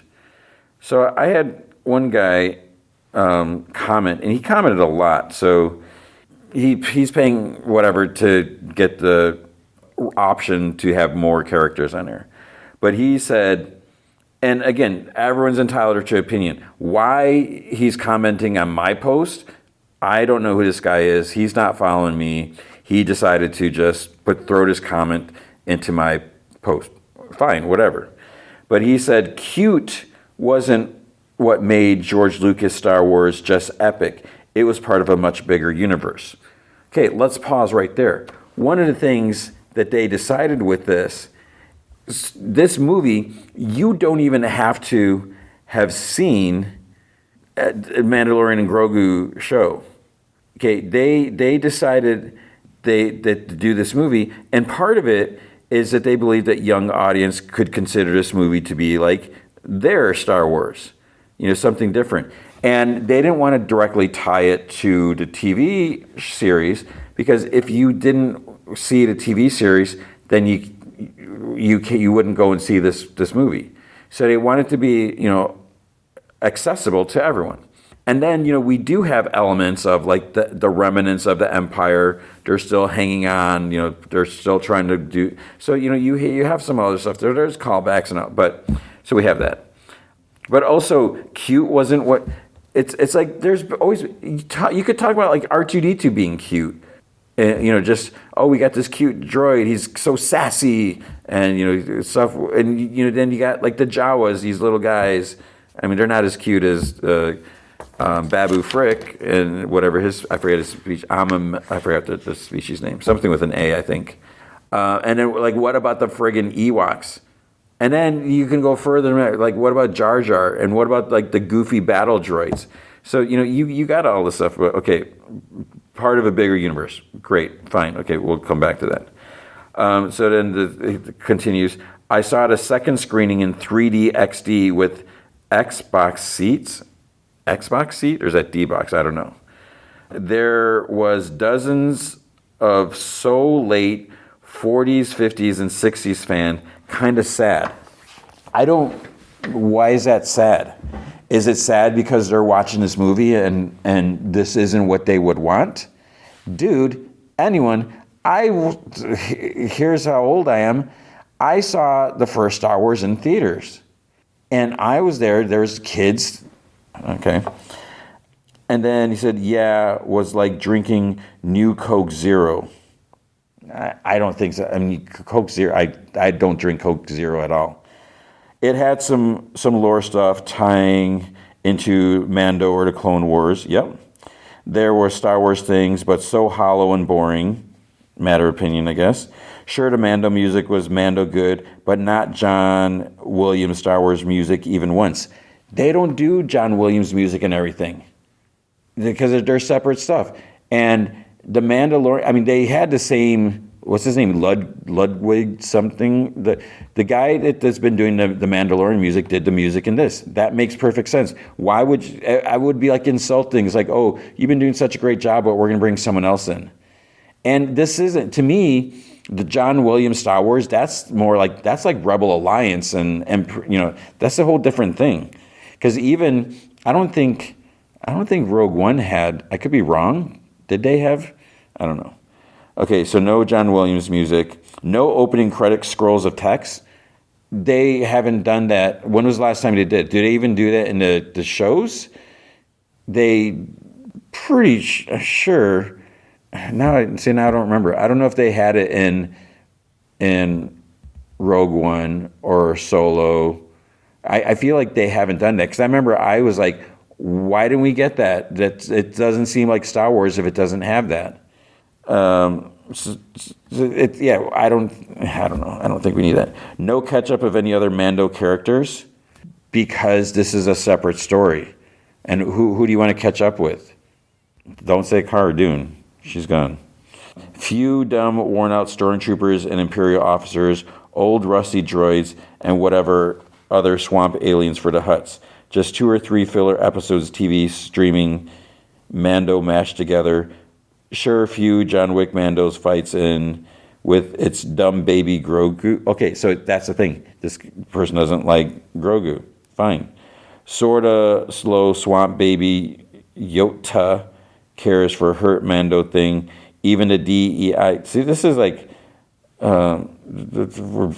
fights. I don't want to spoil stuff. No calories, fun, pointless Mando, not Star Wars adventure. No real lore to add. No other characters to tie into. No other big story to speculate about. Just a conclusion of George Lucas. Star Wars is dead, and Disney killed it while trying to ride the dead horse once more.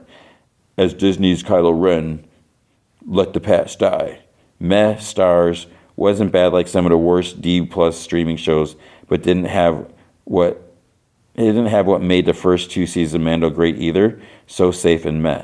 So I'm wondering, because some of this seemed like it was directly tailored. Because at first I was like, is this person just like copying, pasting this to anyone that comments about this? But it seems specific to what I was saying. And I was like, so my analogy of this is, and again, I am not going to argue that if you're not happy with it, that you're entitled to that opinion. This isn't what you want in Star Wars. Fine. But I'm saying is this is something different, and this is where we're at. I don't think it needs a tiny thing. They said this from the beginning. They said it back in like February 2024, I think, is they wanted this to be separate. They wanted this as it's its own thing. So my analogy of this is, and this may not be the best one, I tried using this on my friend who is not the biggest, he was not super looking forward to this. And as I record this, he's watching the movie. So I'm really curious. I feel like he's going to hate it. Or maybe not hate it. He's probably going to be along similar to that, thinking it's meh. And if you're listening, dude, I'm talking about you. And I'm not going to out you because I'm not. But you are entitled to your opinion. Everyone's entitled to their opinion. So I equate this to, and the first thing that came to mind was, think about monkey bars or jungle gyms or anything like that. So when you were a kid, you probably loved monkey bars, right? Maybe climbing on it, even if you couldn't handle climbing.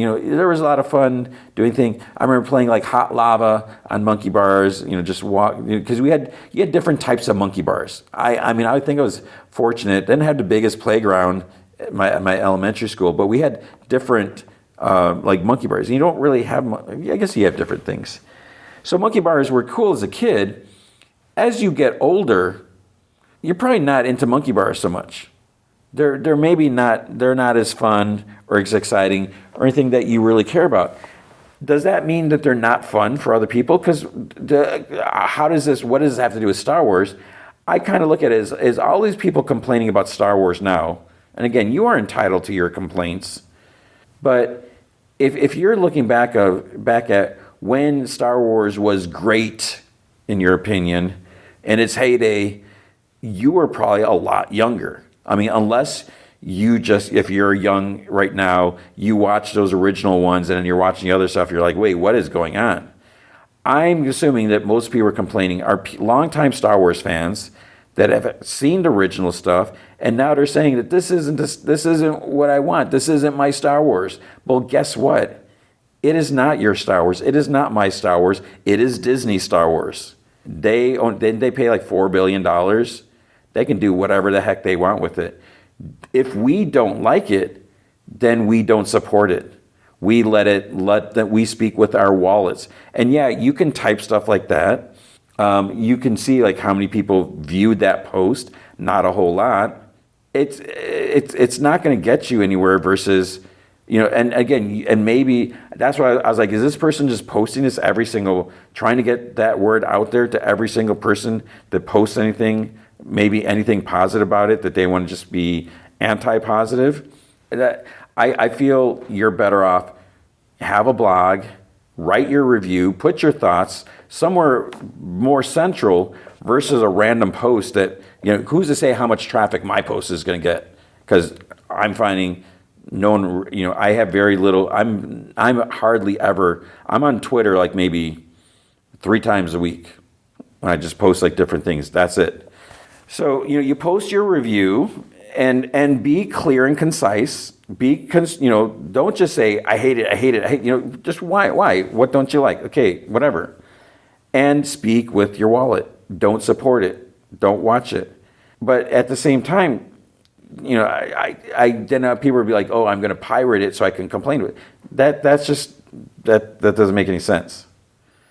Because, people are still working on this. So either you watch it, you pay for it, watch it, or you don't. So I don't know, I just look at this where it's like, maybe the monkey bars are not for you anymore. Maybe it's time to forget about the monkey bars. Maybe it's like, yeah, you know what? I don't like these monkey bars anymore. Because when you look there are a lot of kids that are still into Star Wars. There are new kids that are coming into Star Wars. I'm looking at my students in middle school, and some of them, they probably haven't seen the original Star Wars, but they know who Baby Grogu is, and they're like, oh, he's cute. Oh, Mandalorian, he looks cool. Because, I have a Jango Fett helmet in my room, and they see that, they're like, oh, that's cool. And when I look at like other kids at the elementary school, which is like close to our school, like right next to it, because we do some interaction with it. I have middle school and elementary. It's great for the kids to interact with each other. And I see like little kids at the elementary school wearing Star Wars shirts, and that to me is amazing. That is fantastic that this young generation cares about it.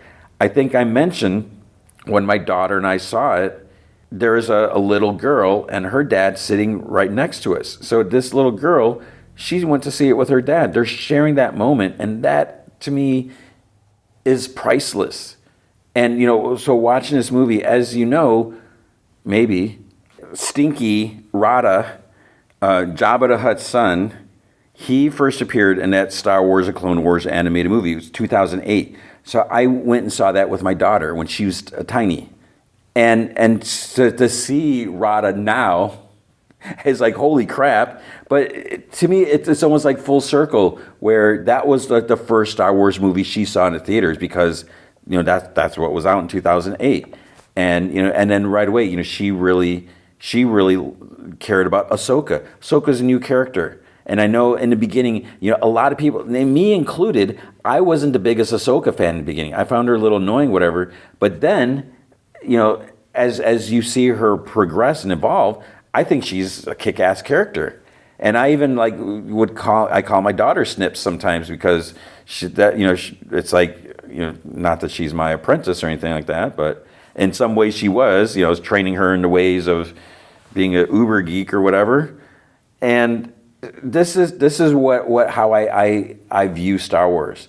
And I don't know if this is different because I am a father and I have my daughter, and I showed her I've mentioned this before, when I have shown her the Star Wars movie, I went against the hardcore Star Wars true fan whatever format.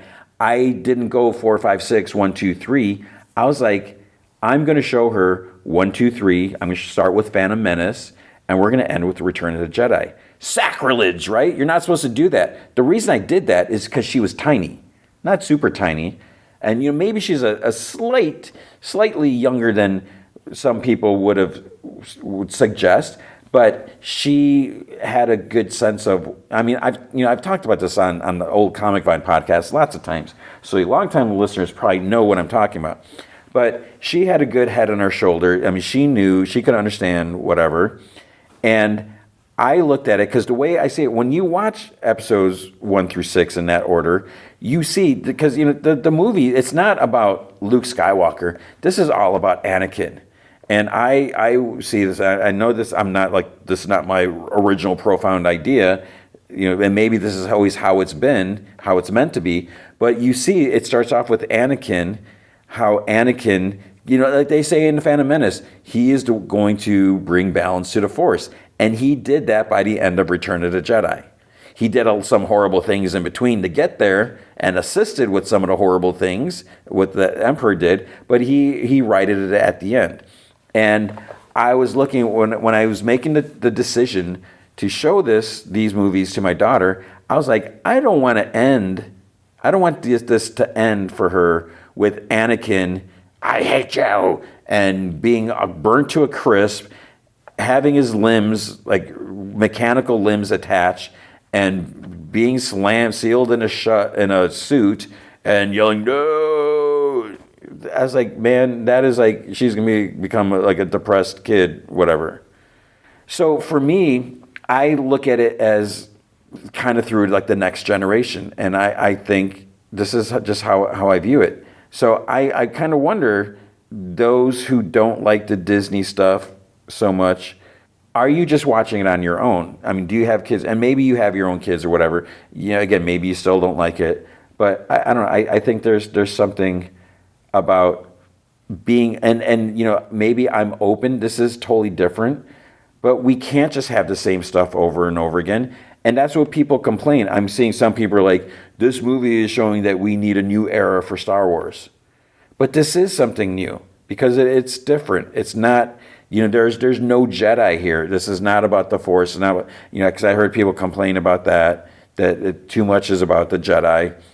So I just feel like people are going to complain regardless, that they're not going to be happy.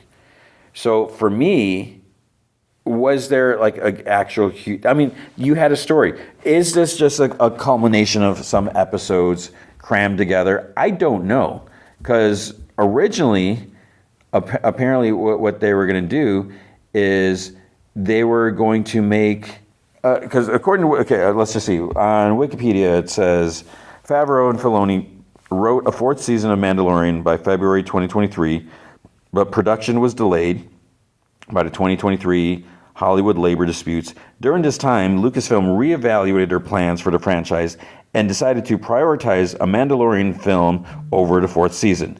The Mandalorian and Grogu was announced in January 2024, with Favreau directing and co-writing, along with Filoni and Clore and Pascal reprising and blah, blah, blah, whatever.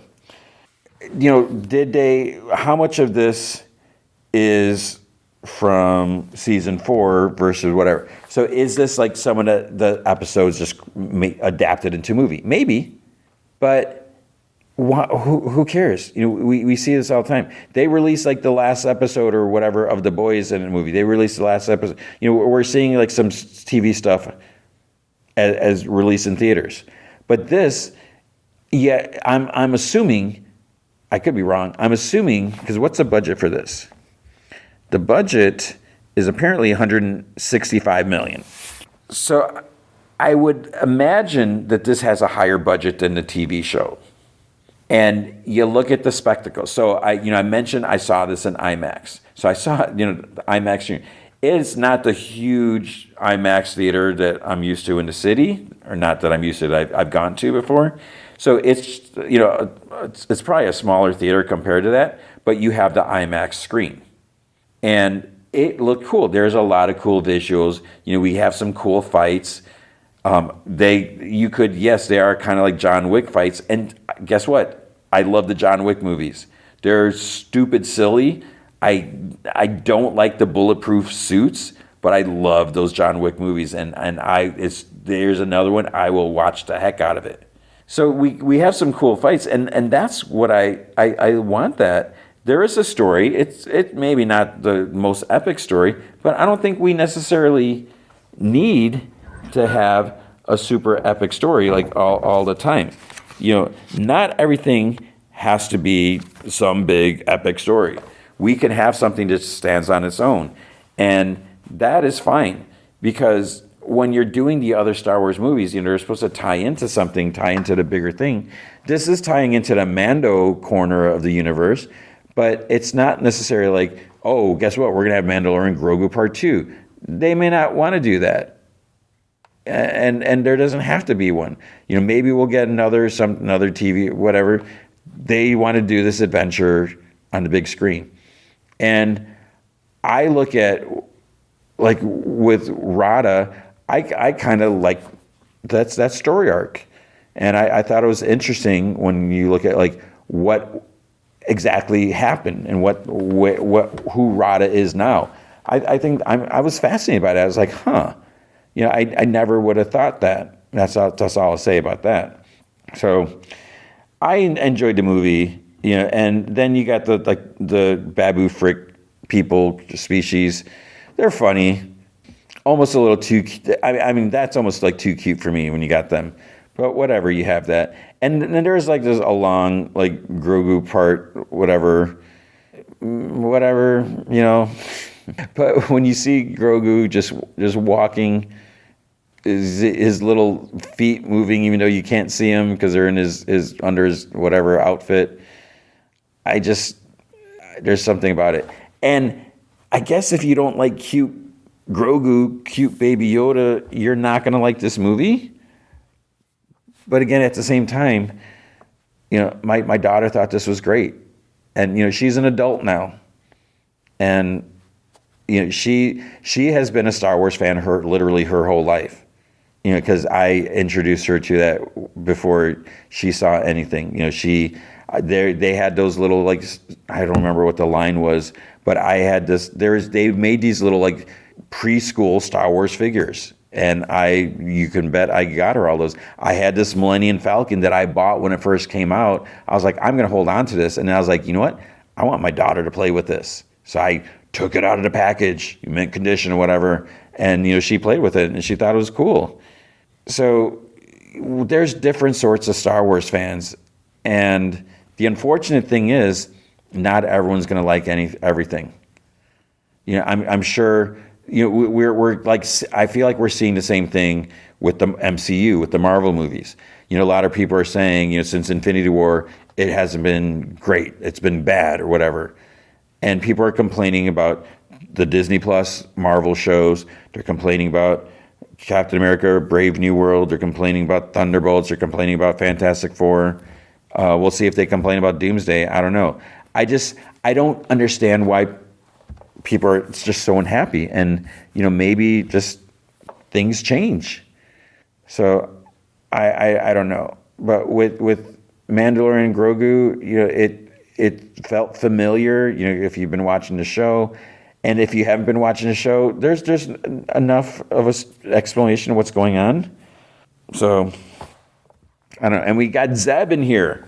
Zeb from Star Wars Rebels. It's great to see him. So, Sigourney Weaver, that role could have been anyone, but it was cool because it was her. And, we saw some other people like that other, I forget that other dude, the X-Wing pilot guy. And so we had other appearances, but you're not going to have any other cameos. It's because who else is there? We already had Luke Skywalker. We're not going to do anything like that. So there's really no one else that we could have. If we had anyone else, it would feel too forced. So I think this was fine like this. So I saw an IMAX. Now I'm kind of curious. I was like, man, they have a Screen X version of it too. What the heck does that mean? I really don't think that would be necessary, because I feel like with the IMAX, I'm trying to balance the two. So IMAX, you're getting like the square. You're seeing a huge top, bottom, and middle, everything there. So Screen X, you're gonna get the side. So I wonder. See, I don't know. So I don't know if there's extra stuff on the sides that you're not going to see in IMAX. Maybe. That seems like a lot of work to do two different formats. I could see if you're saying, okay, which one are we do, IMAX or Screen X? But if you're smart, you find a way to make both happen so you can have it play at IMAX theaters and Screen X theaters and make more premium money off of those two different things. Because not every theater has an IMAX screen, and not every theater has Screen X. But so yeah, I don't know. No, how long have I been talking about this? I feel like I've been talking about this for a while. I haven't really talked so much about the movie because I don't want to spoil things. I mentioned Rada. So we got stuff with the Hutts. The funny thing was about this. The theater that we go to has got the reclining seats. And this was my fear about the IMAX was kind of true, or I was right, is you kind of have these walls. Because of the stadium seating, they don't want anyone to fall onto the seats in front. So there has been times in the regular theaters where if you're reclined too far, you can't see a teeny tiny bit at the bottom of the screen because the wall's in the way. Now, if you're watching it in IMAX, the same thing applies. So there's times when the Hutts are talking and it's being translated, you can barely see it unless you really sit up straight. And what my daughter told me after, as we're going to the car, she's like, I didn't realize that they were translating the whole time for them. She's like, I thought they were just talking, we didn't know. And then at one point, I kind of like saw something and I like looked up. She's like, I think I need a booster seat for that theater. And that it cracks me up because I think about the days, so long ago it seems like, when she had to use a booster seat for whatever. And so it is kind of true, because I think there might have been times when they first, Mandalorian and Grogu first land at the Rebel base place, and little Grogu's like walking, hustling to keep up with Mandalorian and the others. It's like, I don't know if I'm like kind of glance over my daughter. It's like, I don't know if she could see him because he's so tiny and he's at the bottom of the screen. So that makes me wonder, because from the comparisons I saw, it seems like when they film it in IMAX, they have to center it So there's nothing majorly crucial at the top or the bottom because that's going to be chopped off. So maybe in a scene like that, they just crop it to the bottom and then the top part's not as important. I don't know. Because someone's like, would they ever do that? I was like, I don't think they do. I think they just straight up cut, crop the middle. What do I know? So, yeah, so be careful. If you're watching an IMAX, make sure you can see the bottom. Otherwise, you're not going to know what the Hutts are saying or aliens are saying. So I thought that was kind of funny. But, yeah, I mean, it was cool. And I thought the fight scenes were, the ship fight scenes were cool, and just, yes, they're old rusty droids, but that fits perfectly for the Hutts. Of course, they're going to acquire these droids, and they're going to they acquired these old droids, which I don't want to say more about that. And, if you watch it, you know what I'm talking about. They acquired these droids and they repurposed them. I feel like I've said too much right there, but it just, I don't know, it makes sense with everything. So I don't know. I enjoyed it.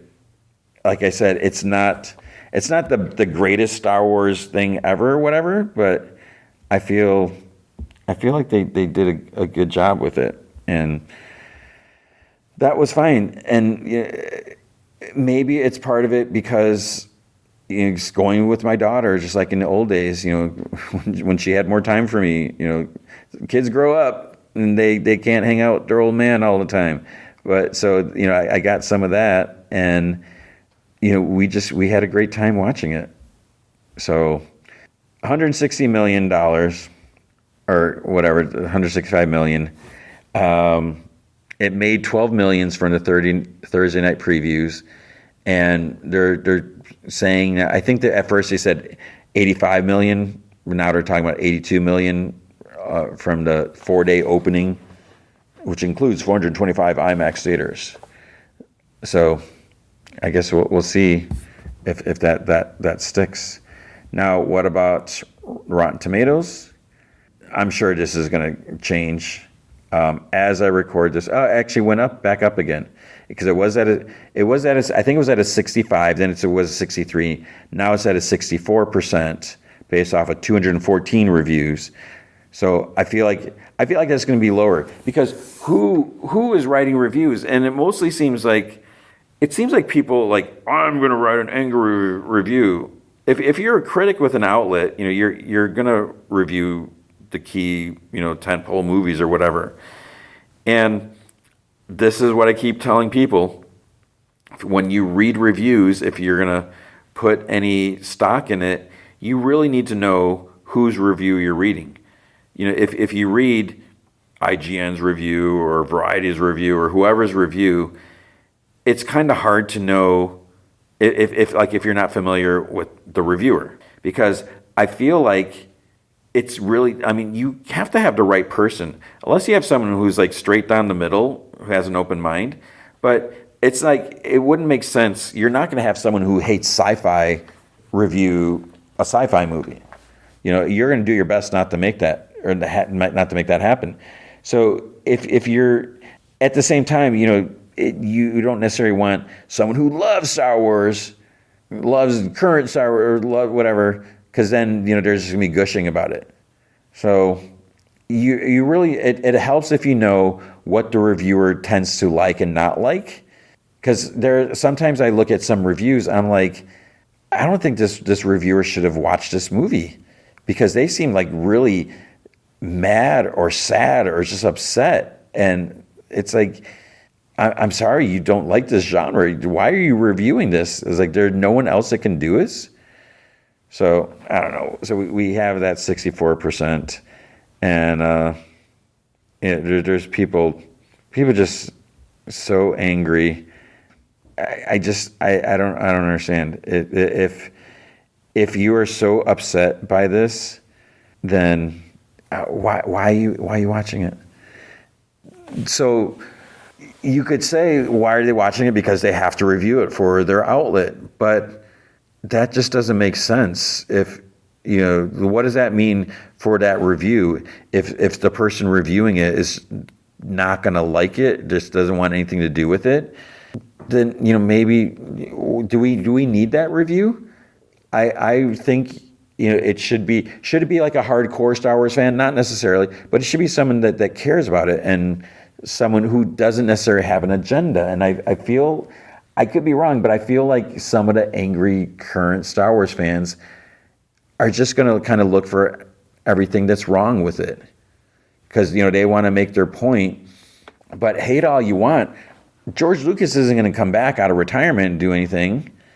So I mean, it's either do they just want the franchise to die and we have nothing? Would they be happy with that? Maybe, because maybe they it's almost like they feel like every new thing is just digging it further and further. It's an insult. I don't know. It blows me away, because I just enjoy seeing all this stuff. And think of it as an Elseworlds thing. Think of it as, okay, your Star Wars ended with Return of the Jedi. I remember as a kid when we had Return of the Jedi, there was the rumors like, oh, we were supposed to get 9 movies. For a while, someone's like, oh, there's gonna be 12 movies, and it's like, no, there's not. There's no way. So after Return of the Jedi, it felt like we were never gonna get another Star Wars movie. Like, that was it. We got 3 movies. We were thankful. We were so lucky we got those. And then it's like, oh, wait, there's going to be episode 1, 2, and 3. I just look at it as, while these things might not be perfect, we're still getting it. And sometimes I find it's like, that's an interesting choice. Okay, let's see where this is going to go. And then when you see something like, okay, whatever, maybe, not my favorite, that was interesting. But I don't think I've really hated any of the Star Wars stuff. So I don't know. I don't think that I'm just like too easy, and I don't think I'm just like unaware.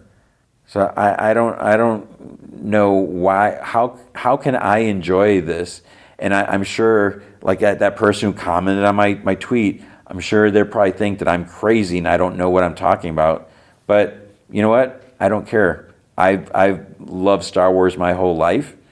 And I know what I know about Star Wars. I've read so many of the novels, read so many comics, watched the shows, I watched the movies. I've drawn so many pictures growing up, had all the action figures, never had the Death Star. Kid down the street did. His name was Chris. And where's that? Chris, what'd you do with that Death Star? I'm just thinking about one time Chris's older brother locked him in the garage, and he was like yelling at him, and his brother's like laughing at him. That was not nice. I think his brother's name was Greg. He had 2 brothers. So I'm kind of off topic. I think I'm tired.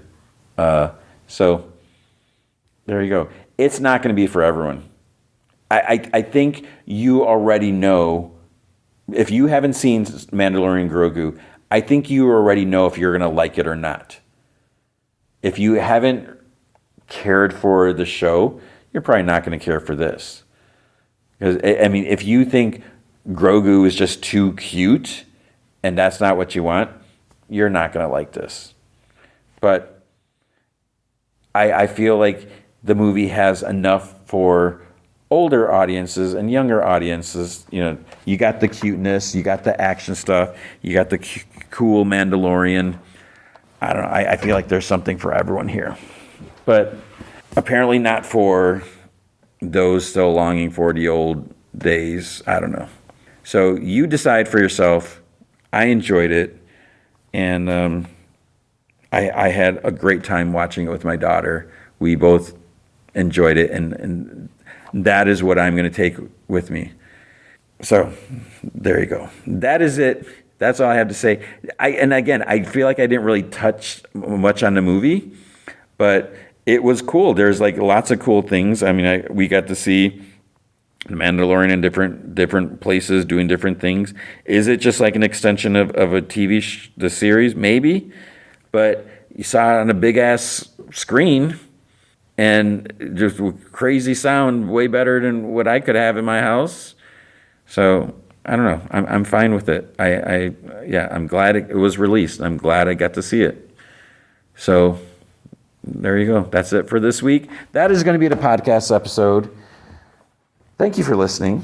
And thank you. And again, if you hate it, I got nothing against you. Because, we all like what we like and don't like what we don't like.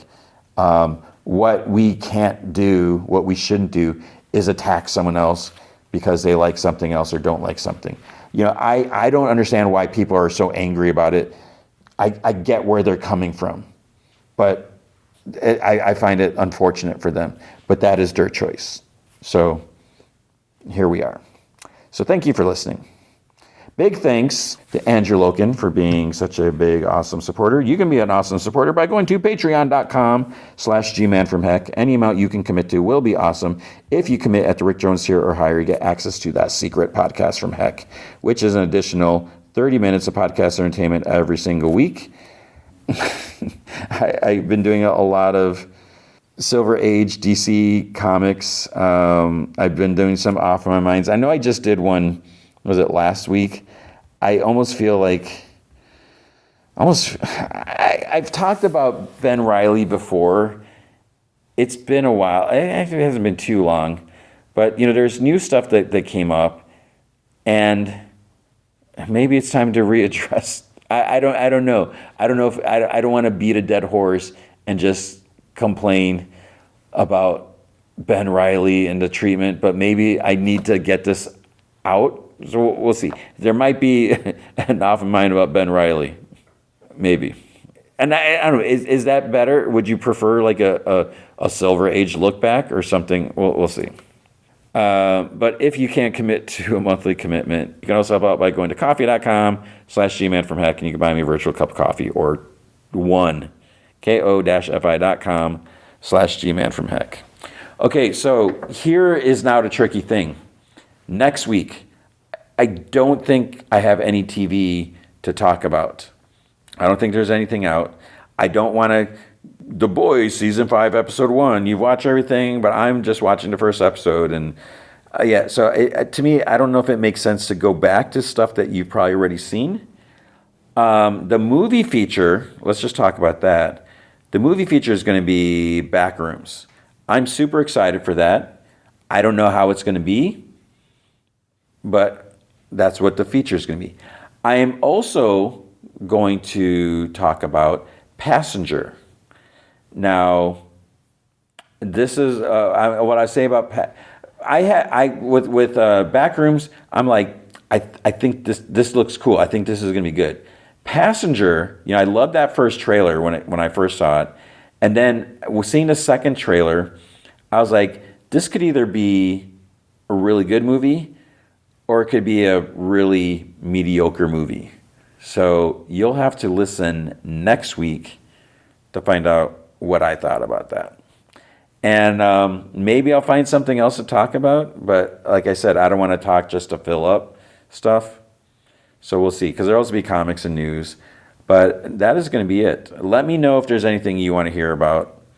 And hopefully some new TV stuff.